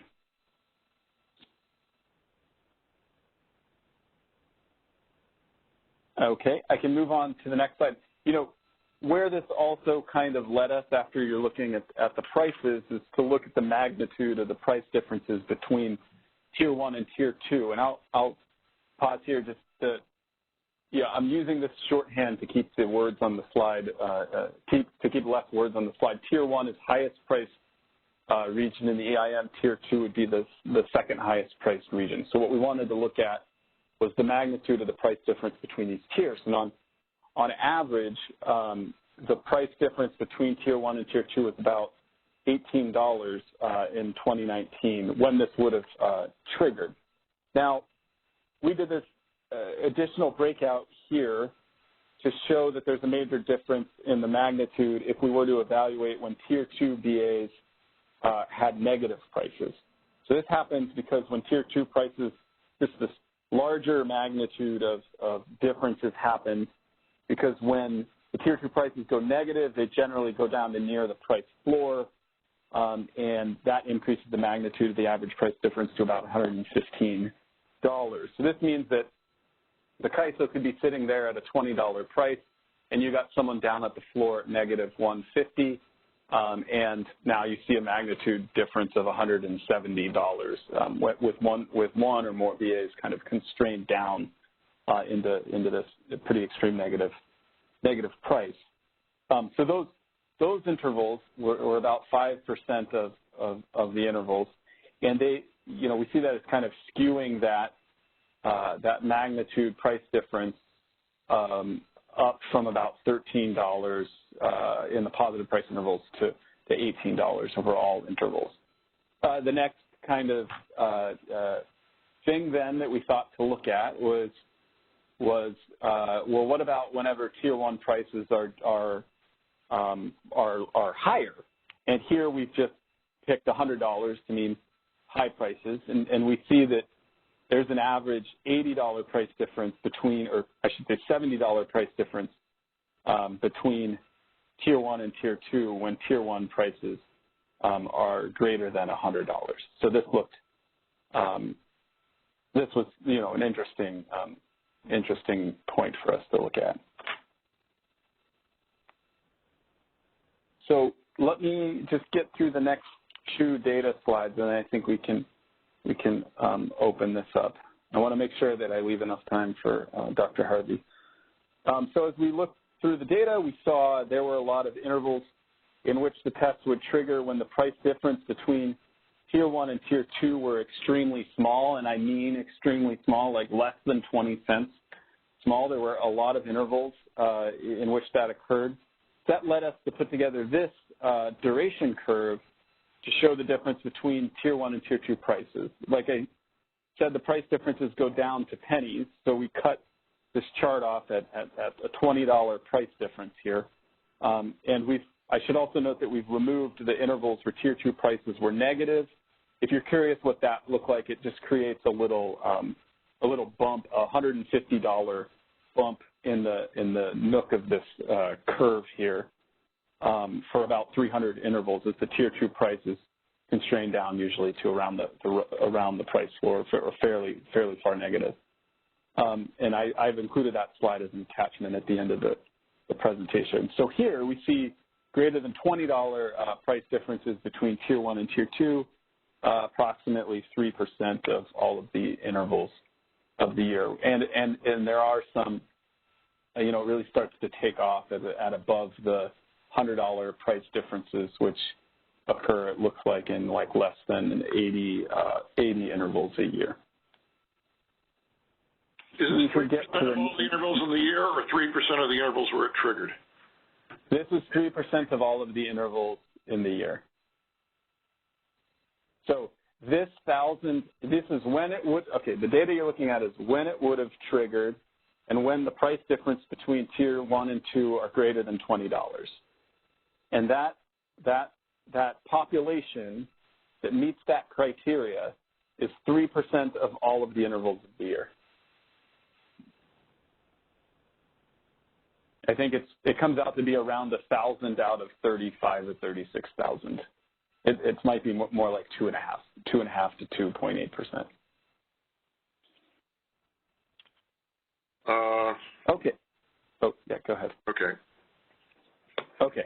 And then I just to get to what you were talking about with the single balancing area constraint down, we can go to the next slide. And you had mentioned that at the last MSC meeting. You asked how often this trigger would catch when perhaps a single balancing area was constrained down. The slide did not advance on the screen that I'm looking at. Can we go to slide 12? Okay, got it. So a single balancing area was in the lower price region in 31% of the intervals when there were 2 price regions and the CAISO was in the highest price region. So you saw that the trigger, it would have triggered in 26% of intervals. What this is saying is a third of those were a single balancing area constrained down from the CAISO region. And I put this on that same annual chart because I thought, a likely next question would be when did those occur during the year, and that was most often occurring in the February to June time frame, as you can see with the gray portion of the bar here. The slide you saw earlier would have been the full size of the bar, the black plus the gray. What you're looking at here is the gray. The gray part is the 30% of the intervals, or 31% of the intervals, where it was 1 BA constrained down. Gary, was it a lot of different BAs across these instances, or there tend to be 1 or 2 that are gen pockets that are predictably so? Yeah, no, that's a good question. We have that data. I didn't. I can't remember. I can't remember what it was, but I'll write that down. Yeah, just curious. Yeah. I think that's in your table on page 18, isn't it? That's a different. Which ones are grouped with it, right? And then you've got the table before that showing, that there were 3 BAs in the constrained down area about 93% of the time. Yeah. Well, no, it was. Yeah. How about I save that? Let me get to those charts because those might be confusing. Essentially, it's the CAISO group is generally most of the time it includes 5 or more BAs, 94% of the time or 93% of the time. This highest price region, when we would trigger, includes 5 or more BAs, and a lot of the and I think it was 21% of the time it included every BA except for 1 or 30. I forget what that. We've attached that pie chart. But in those circumstances, the amount of supply coming from all those BAs would be likely to be large enough so that we're very unlikely to see a pivotal supplier failure, I would assume, depending on how we treat those external suppliers in the pivotal supplier test. Yeah, so we had, you remember, we had proposed to include all of the group DIM supply as fringe supply in that test. So that is to say, you might be able to expect that the larger that group is, the less you would actually fail and trigger mitigation on suppliers. Yeah, it's not a great reason. It seems like what we're looking for here is, and this is going to display my ignorance on the technical implementation of EIM, but we want something like the system lambda for the entire EIM so that we can isolate periods in which CAISO is higher than the unconstrained system-wide price, and from those times when it's someplace else that's constrained down from it. And it seems like EIM, LMPM uses CAISO as the proxy for system lambda in that sort of logic, but that doesn't work in this application, and so we're struggling for something else to play that role. Yeah. Yeah, and then, just in case, this probably leads to a question about when this single BA is constrained down. What are those intervals like? What do they look like? So, one way that we dice this also, it's not on the slide here, but about 87% of these intervals in which it was one BA constrained down, that single constrained down BA actually had a positive price. There were 13% of those intervals where the BA was constrained down and negative and down generally, pretty close to the price floor. So I think when those were, going back to what we were talking about with the price differences between Tier 1 and Tier 2, you could, whenever a single BA was constrained down and that BA's prices were positive, we saw about a $10 difference between the Tier 1 and Tier 2 prices. That'd be less than that $20 that we were looking at before.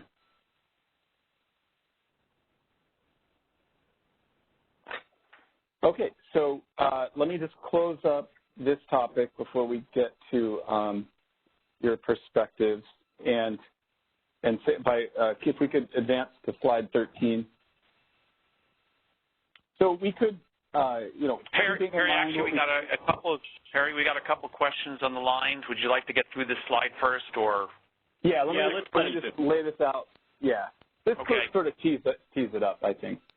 So, keeping in mind what we were talking about before with the intertie participation, the offers we see on our IPCs versus the limitations in accessing supply in the EIM, we thought we could consider, and considering this data, we thought we could consider some, quote unquote impact-like screens as part of this trigger, but we wanted to get the Market Surveillance Committee's perspectives on it.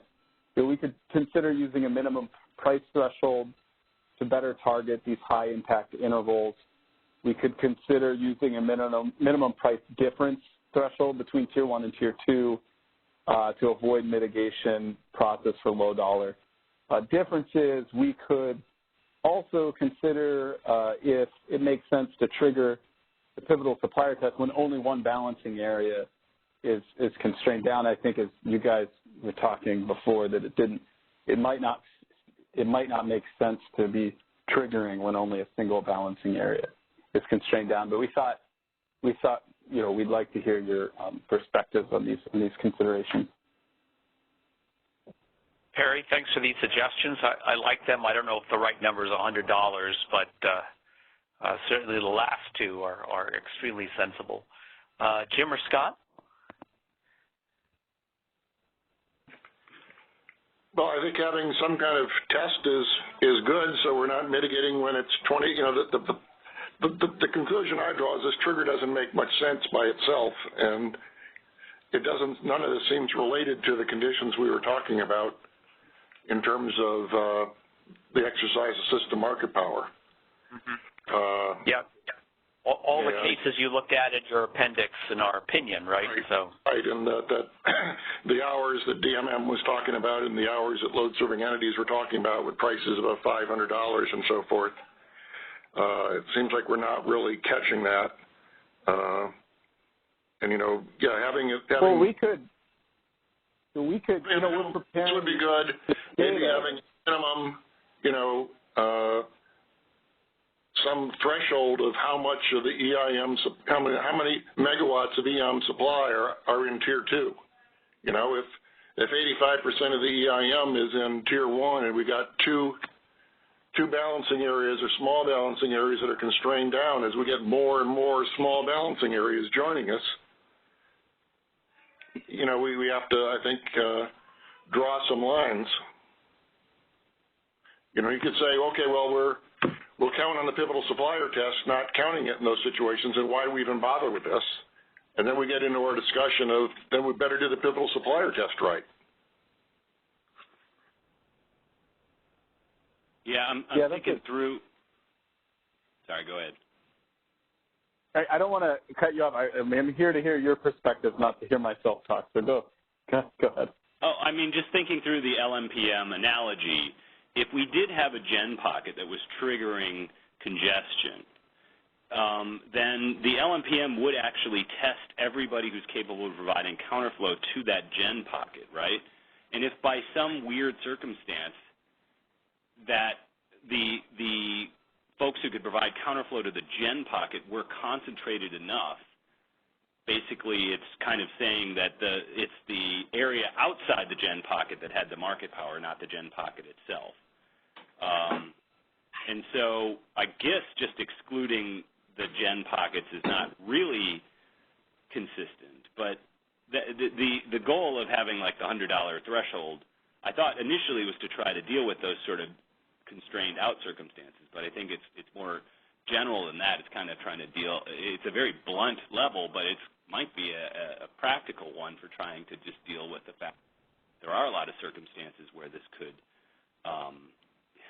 This could bind, even though I think almost everybody would think it's not helping.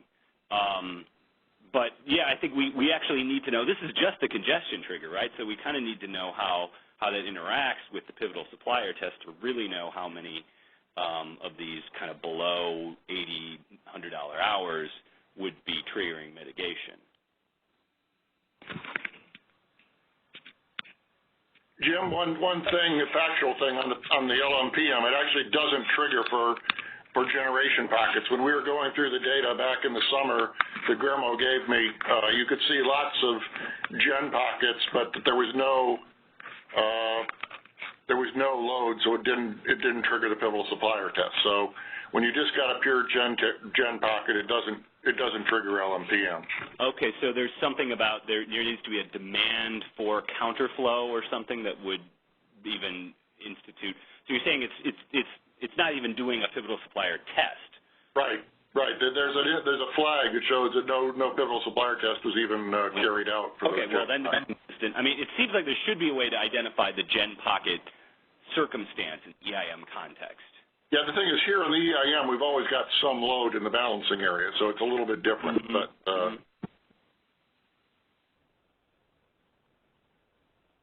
so looking at the clock, we have Scott's got a presentation which covers some of the same material, but I do want to give him that chance. I know we also have a couple people, the phone lines.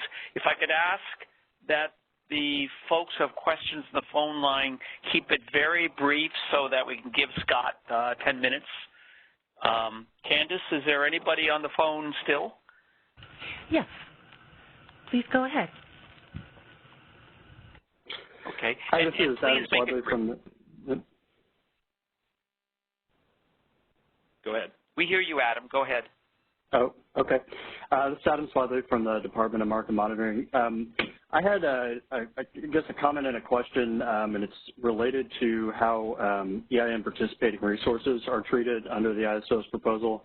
I think Perry had a little bit on this at the end of the presentation that it sounds like we're not going to get to, but wanted to put the question out there. So under the ISO's proposed design, offers from participating resources that are in an EIM area that's grouped with the CAISO would be treated as fringe competitive supply by default.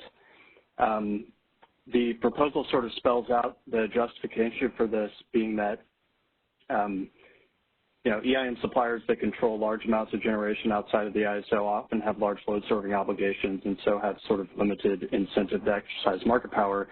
But at the same time, there's another element of the approach that explicitly addresses the cases of large load serving obligations.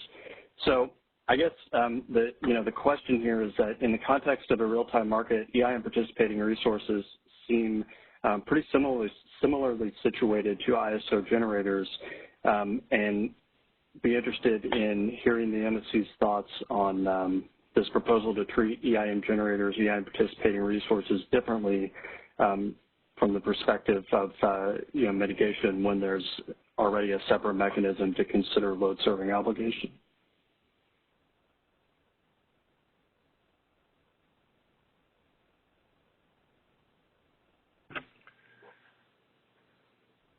Perry, can you remind us of the logic of why you're doing that?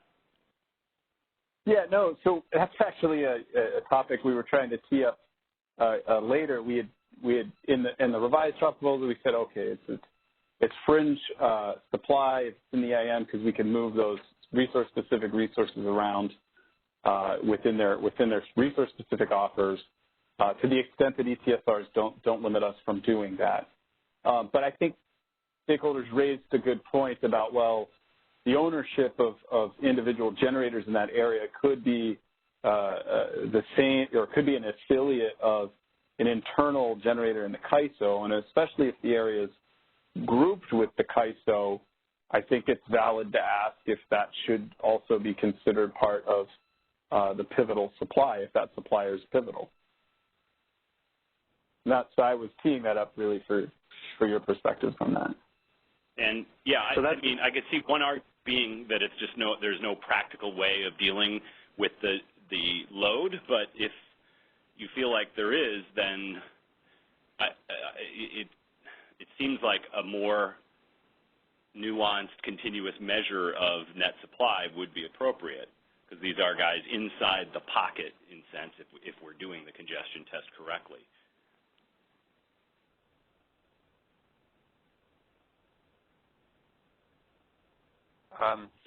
Scott, do you have a comment before we go to the next question?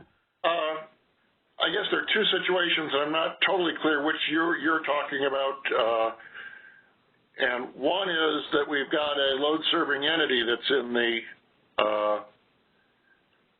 the area, and the concern has been we don't know how to subtract out their load-serving obligations. But if we want, and I think I heard a suggestion, well, let's just assume it's the total balancing area load, so that we'd only be counting their net exports as supply. And that's one issue of treating, and doing that kind of application to the load-serving entity. But then the other thread of what you were saying seemed to be, suppose there's a merchant generator that's in the CAISO that also owns merchant generation in the constrained area, and how should we treat it? Because the one is whether we're going to mitigate a load-serving entity that's located outside the CAISO in the EIM, or whether we're going to take account of a merchant generator who owns some generation in this constrained area and not treat that as fringe.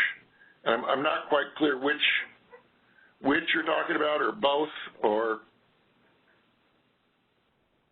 Yeah, so my initial question was more about the treatment of EIM entities with participating resources that may be grouped with CAISO at any particular point in time. So the proposal, focuses mitigation only on CAISO internal generators, and does not consider mitigation for EIM participating resources that may be in the bubble or grouped with the ISO.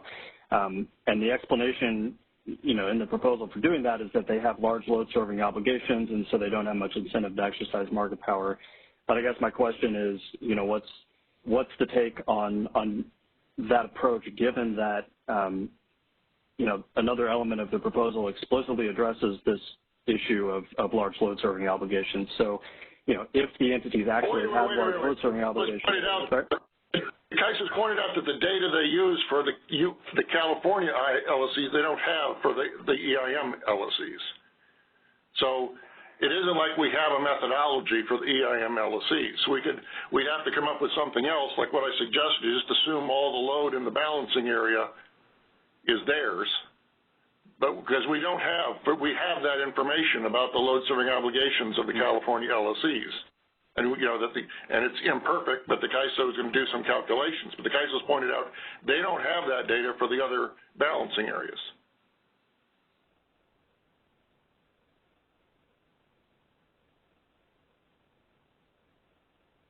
Yeah, so, what they're doing in the proposal is basically a very rough metric for measuring net load, which is just sort of assuming that they're net buyers all the time. And if we do away with that admittedly rough measure, if you want to call it a measure, then we do have to come up with something else. And Scott's proposal is one. But yes, the idea, ideally, we would have some measure of their load in the market, but we don't have that directly unless we use something within their resource efficiency test or something like that. Okay. Yeah. The question was just, I think, on a conceptual level, what the opinion was on that, because there could conceivably be an EIM entity either now or in the future that doesn't satisfy that assumption, and because of they are part of the same real-time market, could be equally positioned to be a potentially pivotal supplier.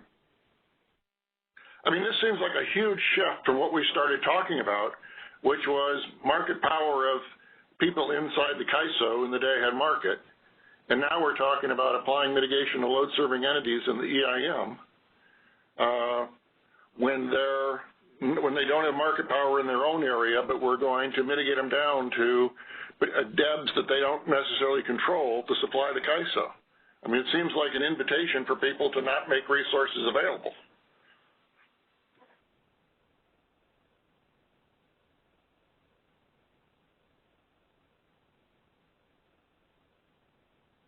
I think we should take the other question in the line and move on. Round. Candace, is there anybody else? Yes. Caller, please go ahead. Hey, this is Michelle Tito from the CPUC. Just one quick question. Perry, did you look at 2018 and did you see similar results? Yeah, that's a fair question. No, we isolated this analysis to 2019. We could look at going back to 2018 as well. Right, because 2018 is when we had $1,000 prices in February and in August. And 2019 was admittedly a very mild year and no price anomalies as far as I know. So I wouldn't expect anything here. Yeah, that's fair. I think we had a few things crop up in September in a few intervals, but yeah, that's fair to perhaps go back and look at 2018. Okay, and then the other thing is... Good question, Michelle. Thank you. Go ahead. Sure. And the other thing is, is it possible? We did start looking at this in the day ahead, and if, the day ahead is clearing 95% of the load and it's real time, we expect... let's see. I expect everyone, if prices are $1,000, I expect everyone to show up in the real time at $1,000. I don't, you know what I mean? So that's why day ahead might be more important. Anyway, just a thought. Thanks. Thanks, Michelle. So I'd like to give Scott his chance now. If there are other calls, we'll see whether we have time at the end to take the other callers. So, Scott?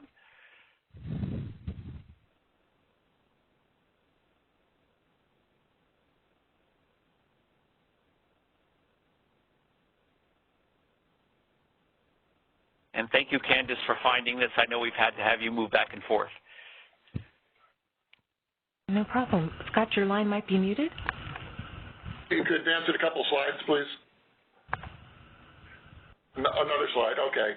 The first topic I talked about is just there been some discussion from market participants that the application of market power mitigation would adversely impact import supply, and the point of these next couple slides is that shouldn't be the case when market power mitigation is tested in the HASP and then applied in HASP and FMM and RTD, that even if the default energy bids are not accurate, we should get, if the application of market power is in HASP, we should get consistent mitigation of import supply, and if there's mitigation in HASP, we should have high-cost import supply replaced with lower-cost output that otherwise would have been economically withheld, so it's a good thing.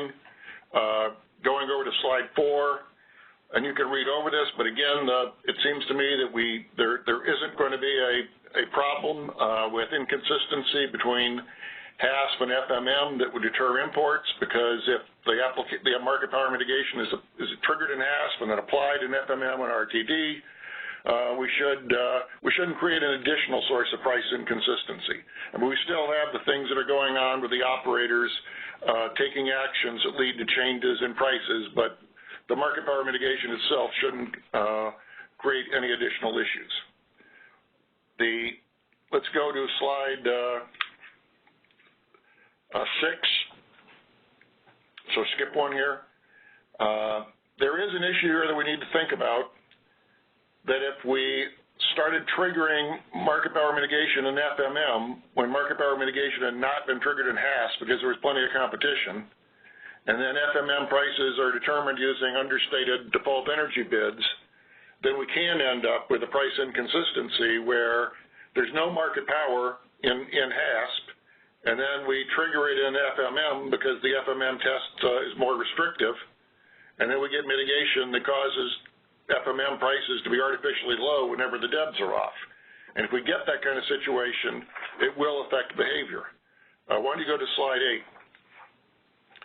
8? And it would create some additional price risk for market participants, and this wouldn't be a good outcome for California consumers, because although it might reduce prices in some hours, it would raise them in others. And particularly, it would be a bad outcome because on a given day, outside sellers would see that the gas cost DEB is off. They'd realize that if they offered supply in HASP, it'd get cleared, and then they'd settle for a much lower price in FMM. So it'd have this effect that when we have bad DEBs over the day, people would see it coming, and we'd see supply dry up. So this is a problem of if we have this kind of inconsistency. As I talk later, I think it can be avoided, but we need to think about it. We'll skip to 9. Well, maybe why don't we stop here for a minute, and I talked about that. But are there any quick questions? We do have 2 people on the line. Okay. Please go ahead. Your line is unmuted. Hi, this is Weizhou from ACE. I have 2 questions. One actually to Perry in the price presentation, and one for Scott having this presentation. Okay. For Perry's presentation, yeah, should I go ahead with Perry's presentation? Okay, so to Perry's presentation, I'm wondering how relevant the constraint up and the constraint down is for the system market power mitigation, because if the focus is on CAISO BAA and if the mitigation trigger is based on congestion, then to me, by definition, if there's a congestion, anything outside it, the BAA, the congested BAA will kind of be constrained down. So if there's, I think I would appreciate if there's a more precise definition of what is considered being constrained up and constrained down.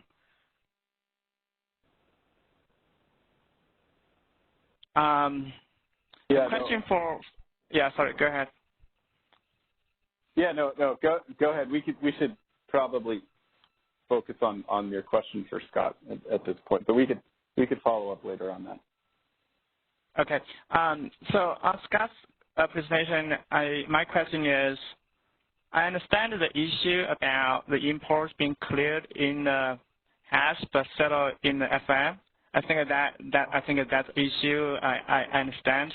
But I'm wondering that issue may need to be addressed separately, not a reason that we should say, hey, we don't apply the mitigation in the 50-minute market, because to me, the market conditions in the HASP and the 50-minute market could be very different, including different sets of bids, different load condition, and then maybe also time lag in the market. Wait a minute. The wrong way. We don't allow people to change bids between the HASP and the FMM. So if it's competitive in the HASP and we cleared imports and the stuff that, is there in the FMM was competitive in the HASP, how did it become non-competitive? The only reason it would become non-competitive is if we were worried about, as I talk about later, ramp, exercise of market power and ramp, or if the load forecasts were way off. But otherwise, the HASP, if the HASP was competitive, there's nothing that they can change. They can't say, okay, now that you didn't schedule someone else, I'm going to raise your bids. If we allowed them to do that, we'd have a problem. But the market design doesn't allow them to raise their bids for just that reason.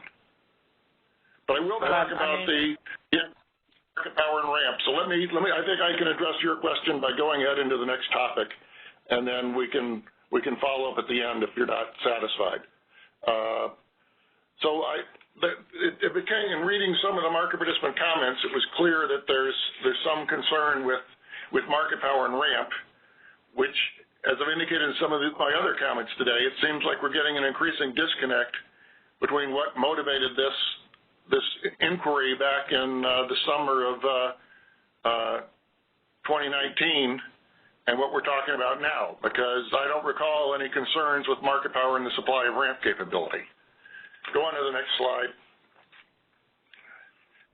And I think the scheduling of transactions in HASP does increase ramp capability, that's exactly what FlexiRamp is intended to do, is schedule additional HASP imports and back down internal imports and back down internal generation to create ramp. And that's exactly what CAISO operators do all the time, sometimes to our dismay, that when they don't feel they've got enough ramp, they goose up the HASP load target, knowing that will force additional imports to get scheduled in HASP, and that'll back down internal generation to provide the ramp that FlexiRamp should have provided them with, but isn't. So I think it's a fundamental element of the design and the way the ramp structure works that hourly imports can create ramp capability. Go ahead to the next one. So if we're really concerned about market power and the supply of energy, as we originally talked about, I think that could be addressed by testing for the application of market power mitigation in HASP. Go on to the next slide. If we do, as Wei said, if we're worried about the exercise of system market power and the supply of ramp capability, or if we're worried about the possibility of the exercise of market power because the net load forecast is much higher than was tested in HASP. So they didn't have any market power in HASP because we thought the load was going to be 35,000 megawatts, and if it's 38,000 in FMM, yes, we'd be dispatching people higher than they were in HASP. I don't think that's very frequent, but if we thought that was the concern, then we could develop a framework to apply mitigation in FMM. And the point here that I make here, though, is that we should take account of the HASP mitigation, if we do that, to not trigger a lot of spurious mitigation, because we evaluated the transaction as HASP, the imports were cleared in HASP, that they were competitive against the HASP load forecast, and we didn't clear other transactions in HASP because we didn't need them. To go back and then reevaluate the schedules based on FMM when we don't have that import supply is going to trigger fail the pivotal supplier test for reasons that have nothing to do with market power mitigation. It's just because we've left out the supply that was available. So I think we can get around that if we need to apply. There's a need to apply an FMM. If we apply the pivotal supplier test to the output that's in excess of their HASP schedule, so that we ask if there's enough fringe supply to reduce the output of the people being tested for pivotality that's above their HASP schedules if they passed HASP, because the HASP schedule is competitive, so we should only need to test if they're dispatched above their HASP schedules. I'm not going to go over this because we're running out of time, but I think that takes care of the issues in ramp. But let's stay and pause and see if there are any questions on that topic. Candace, anybody in the lines? At this time, there are no questions on the phone. Okay, and I don't think we need to talk about the trigger because I think we've talked about that extensively in going through Perry's slides. I think they're excellent in terms of the data he provided. So why don't you skip ahead to slide 15? So there are two issues regarding the import supply that Perry didn't talk about, but they seem to run through the stakeholder comments. So I wanted to talk about them very briefly. Go to the next slide. I think we all know there's a problem with phantom RA that's being, or imports that reflect potentially phantom RA that we're not sure there's any resource. And I can understand the desire to make sure there's something there and make them offer at a price that's reflects the cost of real resources as opposed to just offering $1,000 so they don't clear. But I still don't see a connection between a concern that some LSEs are contracting for phantom LA and applying price mitigation based on the pivotal supplier test. If we've got a concern with people scheduling phantom RA, it seems like we have that concern whether or not they pass the pivotal supplier test, and we ought to deal with the phantom RA problem. Go to the next slide. So one way to do with that, as we've talked about many times before, is that we could, I think we skipped a slide here. Go back one slide, or maybe I didn't cover it. Oh, but the one way to deal with that was down at the bottom, that we could apply a test to phantom RA, whether or not it tests the pivotal supplier test. If it has to be offered at or below some price, it has to be offered at or below some price within a range of the day-ahead market price, or it has to be, offered at or below a price based on the gas price index. And I think that the phantom RA problem isn't even a real-time market power problem only. It's also a day-ahead market problem. So bundling that into this stakeholder process doesn't seem the best way to address the import RA or the phantom RA issues. So now go to page 17. The other issue we've got, and especially if we get into this design where we're going to start applying mitigation when the ISO is not constrained, is we have to, as several market participants point out, then we got to decide which imports we include. Do we include imports that are offered at $1,000 in the pivotal supplier test or not? Do we treat them as fringe supply? And if we include them, if we include the offers that didn't clear but were offered very high, then we got the potential, for just the phantom RA to influence the outcome, or other market participants submitting high-priced offers that impact the outcome. But if we don't include import supply in the test, then of course we're always going to fail because we're going to exclude all the fringe supply. So this is a real problem if we go down the road of applying mitigation with narrow transmission constraints. So next slide, final slide. So if we're going to go down that road, maybe we need to think about applying some rule for the Haas pivotality calculation. Is the import supply offered at or below some price, or within a margin of the day-ahead market price, or some margin relative to gas price index? But I think if we go down the road of applying mitigation when we're not constrained for imports, we've got to start talking about this, which is not something I look forward to. See if there are any questions or comments. Thank you, Scott. Hey, Scott, this is Perry. I just wanted to get some clarification on what you said just there about being import constrained. You're not, as I understand what you're saying, you're not considering being import constrained as not having enough offers at the intertie. You mean enough offers and binding at the intertie, right? That's import constrained. When you don't have enough, when you've got more, you can't get import supply in because you've run out of transfer capability. People think the price in the CAISO is so high they'd love to sell, but they can't because there's no transmission. It's not the case when the price of the CAISO is so low that no one wants to sell. Yeah, Scott, this is Brad Cooper. But what about the perspective of, you know, when we're running the market for an hour, the bids we have are the bids we have, and so yeah, potentially there's this additional supplier waiting on the wings, but in that hour it's not there, and so market power can be exerted in that hour potentially if we run out of bids, even though we're not transmission constrained for imports. What's your view on that? But the question is, are we going to, if we're not transmission constrained, we've got so much imports that the price should be set by people that are offering import supply. Why isn't there enough supply if we're not import constrained and we got high prices? If the prices are high, people should be offering the supply. Mm-hmm. Okay, thanks.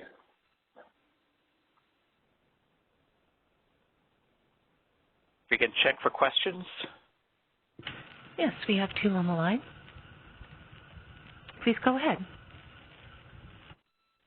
Hey, this is Michelle Keto from CPC. Just a couple of questions.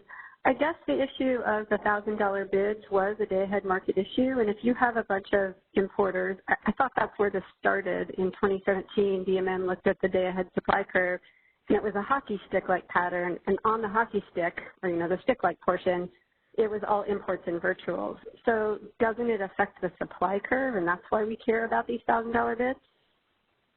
That's my first question. Well, yeah, I agree with you that we ought to do something about the phantom RA bids, and we don't, if we're going to apply a pivotal supplier test, we don't want to be including phantom RA as providing import competition. Okay, and that goes to... But I was saying I think we care about phantom RA not only in the context of system market power mitigation. We ought to care about that all the time. So we ought to have a general approach to dealing with phantom RA. Okay. And then I hear what your proposal is that there's some bid price, but let's say it's, $500 or $250. I don't really understand how that addresses phantom RA. People are just going to price in failure. So if they're just going to price in how often they're not going to get chosen and then just not show up, right? So you bid in at $350. It's to actually provide supply, doesn't it? No, I don't think so. I just think they're going to price in non-performance.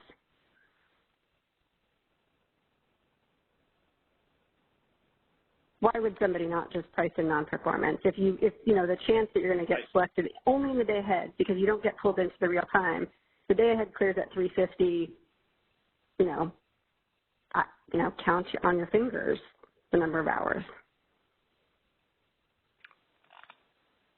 Well, if we're not worried about it, we're not worried about it. I'd like to have prices that go higher than $1,000. I've said that lots of times. We ought to have shortage pricing that if it's a bad day and we're run out of supply in real time and we're short of reserves, the price should go higher than $1,000. And that's what happens in New York. That's what happens in MISO. That's what happens in New England. But, if we don't want to do that, you run into the problem. People cannot supply and get away with it. And I agree. That's a problem. That's not market power. That's a problem of we don't have severe enough consequences for people that clear and don't show up. Okay, and I agree with that. Okay, so then the other thing is, let's see, people not showing up.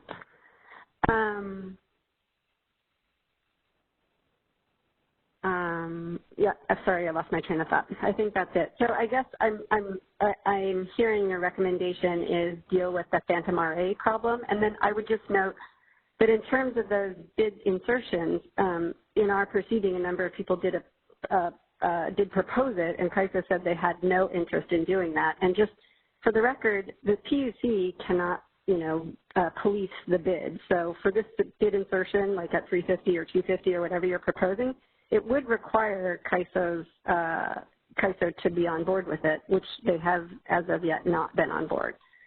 Because you'd have to have bid insertion, right?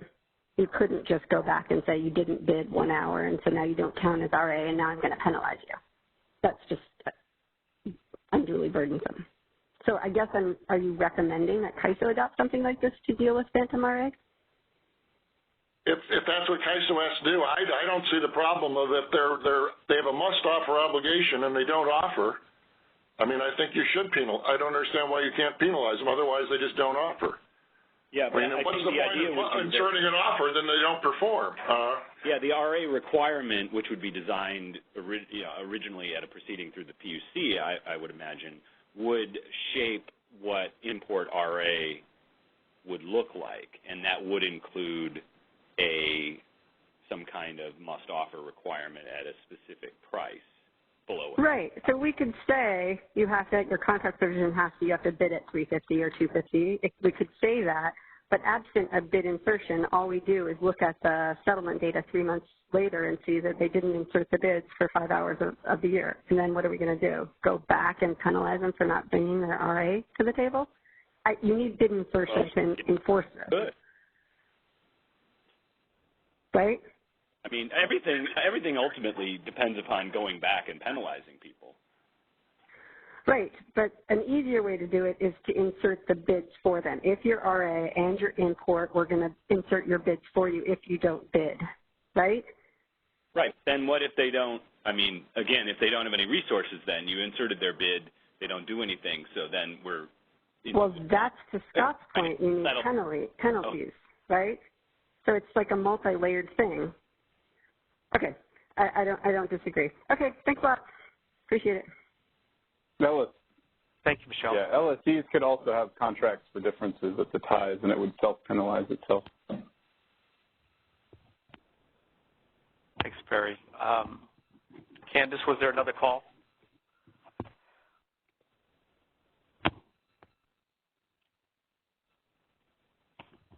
Let's see. Hello?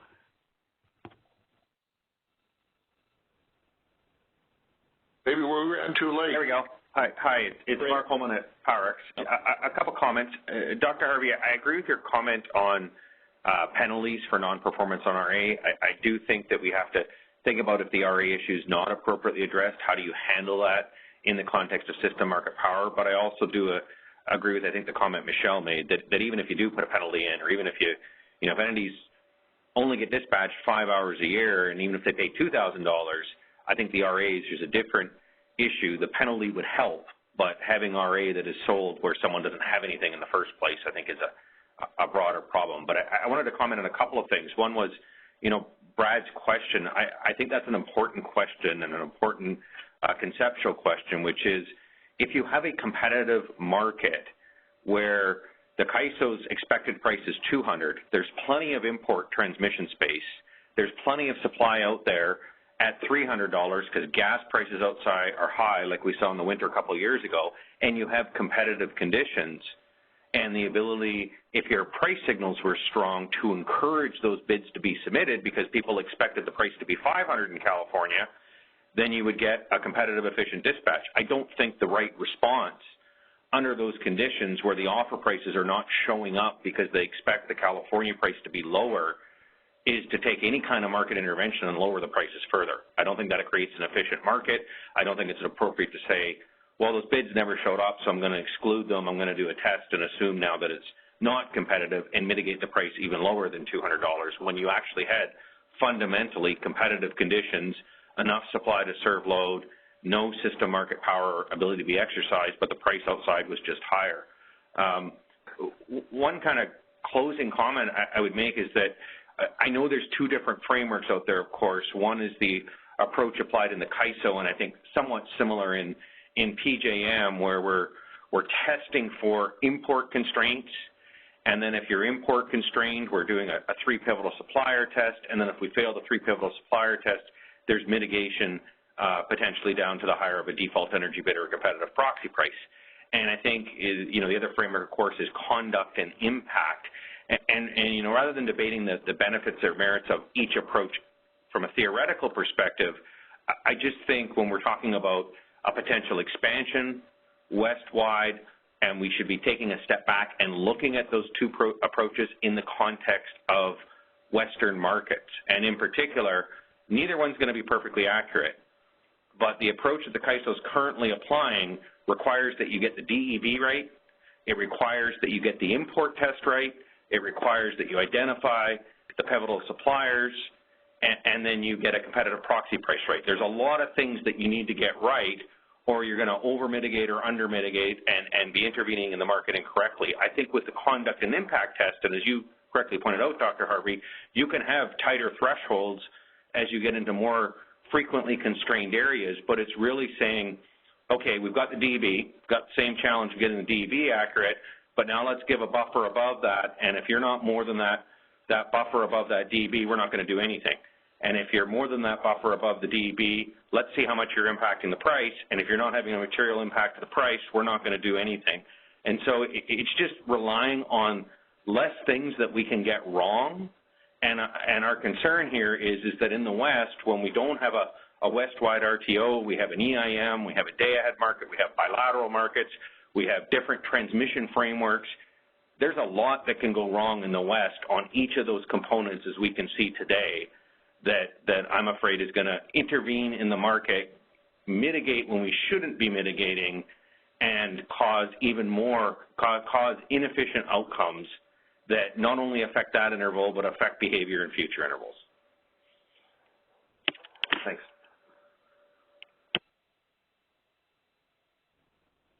Okay. Thanks, Mark. Yeah, that's an echo of my hand grenade from earlier. Let's see, operator, anybody else, or are we finished for the afternoon? We have one more person on the line. Okay. Please go ahead. Hello, this is Partha Dalvakar from PG&E. Thanks for the opportunity to. Yeah, thanks for the opportunity to. I had a couple of comments and a question.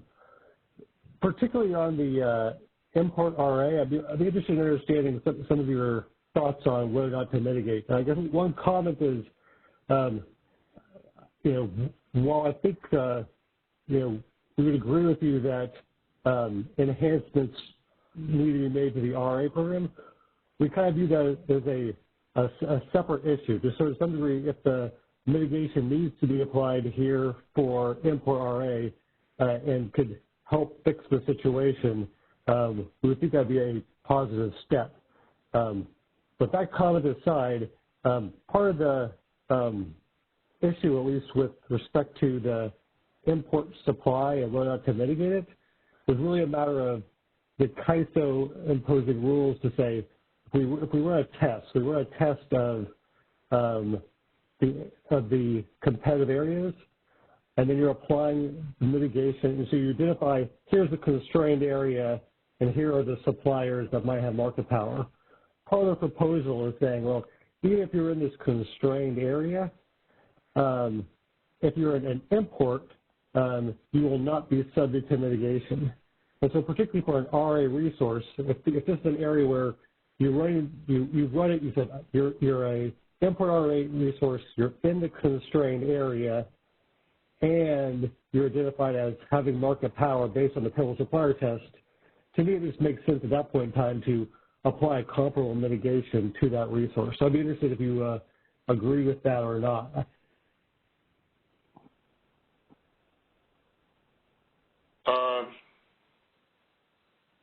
Just to clarify, are we talking about resource-specific RA or non-resource specific RA? There's a variety of different types of import RA resources, but let's just say you actually could calculate their depth. There's some, it could be a through tie, it could be dynamically scheduled, but there could be ones that have a resource specific, and there's others that have, it's just a BA only specification. So my own take is there's probably different types of mitigation that can be structured based on the information you have about that resource. But on sort of generic basis, it seems like if you have an import RA resource, if you can identify that in a constrained area, and you can identify based on its affiliate group that has market power, it seems like there's no reason not to have a comparable test for that, import RA that's in a constrained area.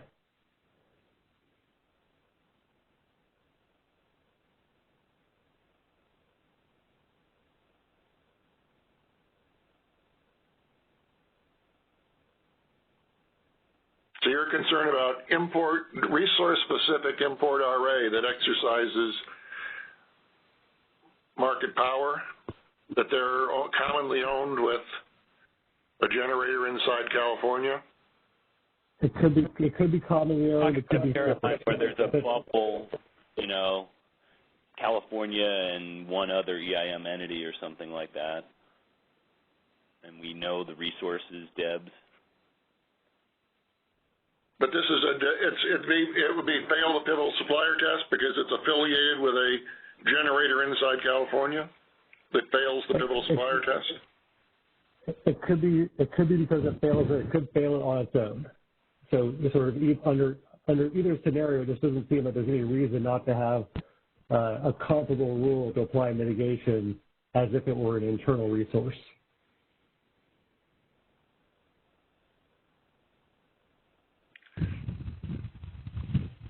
I mean, if the RA program wants to require people to offer it a DEB, it seems like you should do that. And I understand the argument on fixing the RA program, but just from a market design standpoint, RA aside, it just seems like is there any reason why you wouldn't apply a sort of a comparable mitigation? I understand the CAISO's argument is that for non-RA resources, there's a risk of the generator not showing up or discouraging imports, but just particularly for these RA imports, is there an argument that you have in terms of not applying sort of a comparable mitigation to internal resources? I guess I didn't understand your answer to the last question, so because I wouldn't think an individual resource could possibly fail the pivotal supplier test. So it seems to me that we're talking about a case in which the RA resource is external to the CAISO but affiliated with an internal resource, and we've contracted with it. And well, what if it's? I mean, what if you've just got an external supplier who happens to have very low load? And so they are one of the pivotal based on a net supply kind of measure. And the ISO and their BA are jointly in this constrained bubble. So that would be the argument, I think, for doing something like this. We're basically changing the paradigm from a CAISO system mitigation to more like an EIM-ish system mitigation, or multiple BA mitigation. But we've kind of started down that road when we started doing this, or talking about the power balance constraint measure of congestion. And if you kind of walk that logically, then we're really kind of mitigating multiple BAs simultaneously as one big system.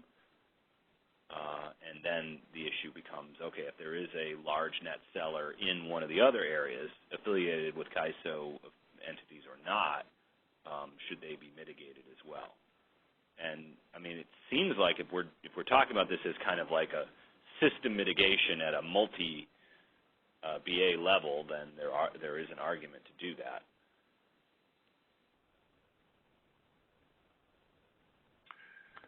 But once we start applying it to load-serving entities outside California, we've got to correct for their load-serving obligations. Oh, absolutely. No.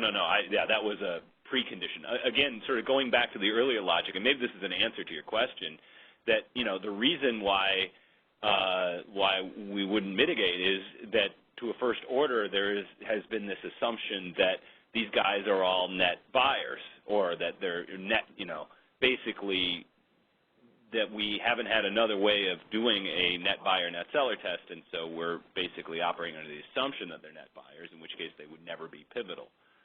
Or very small net sellers. I think they're expected to be small net sellers because they're mostly meeting their own load.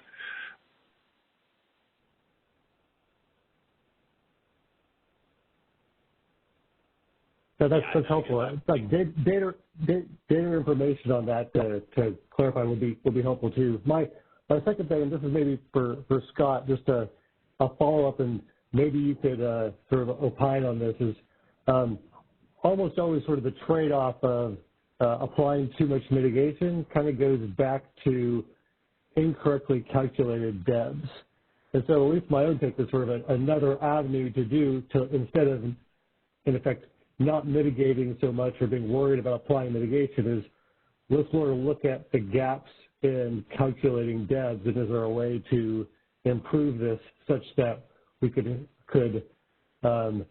apply some level of mitigation more frequently. I didn't know if you've sort of given thought to sort of either specific DEBs that you think are miscalculated, or a process that we could do that entities could do to have their DEBs reviewed, or something else. But I'd be interested in your thoughts on that. We have bought many bottles of aspirin over the years, thinking about this issue, whether in the context of opportunity cost, the CCW process, or the issue of updated gas prices and what happens when those when we don't get those right. So it's an issue we've thought a long time about, and no doubt we'll continue to do so. Yeah, we have to mitigate people when they have market power, but we have to recognize we're going to get the default energy bids wrong part of the time. And like just our last meeting where we talked about batteries, as Jim said, that whole discussion just persuaded me we're going to get it wrong all the time. And so we need to try to imply our trigger and apply these DEBs when there actually is a potential for exercising market power. Because if we trigger the test all the time, then every time we get the DEBs wrong, we're going to apply them. And and that's going to be a big cost to ratepayers too. So we got to balance how often we're going to apply the test, because the more often, if every time we apply it, it's going to fail, and we're going to apply DEBs that are wrong 20% of the time, then we're going to have a big problem. So I'm sure we'll return to this topic again of how can we improve DEBs. It's last 20 years we've been talking about that, and it's better than it used to be. But then the technologies, whether batteries or large storage outside of the ISO footprint, the technological challenges just become more and more difficult. So I think it's a problem that will always be with us as long as we have market power mitigation. It's now, what is it on the West Coast, 3:30. I think we probably should wrap up, and I apologize to anybody waiting on the phone lines hoping to ask calls. But I understand they have no more questions, so I think I would like to have us conclude the meeting at this point, unless Jim or Scott, you have any concluding comments? Not from Scott. Nope, just that there's a lot of good food for thought here. There is, and if you enjoyed this today, I hope you will come back and join us. We are going to have the next MSC meeting in 2 weeks, and we have 3 agenda items: the day-ahead market enhancements, the flexible ramp product, and hybrid resources, all of which are really important and complicated, and looking forward to having you all join us then. And, of course, feel free to contact us with additional questions and comments if you have any. Our emails are on the MSC website. So at this point, I would like to conclude. Candace, thank you for your help today, and I think we can end the call. That concludes our conference.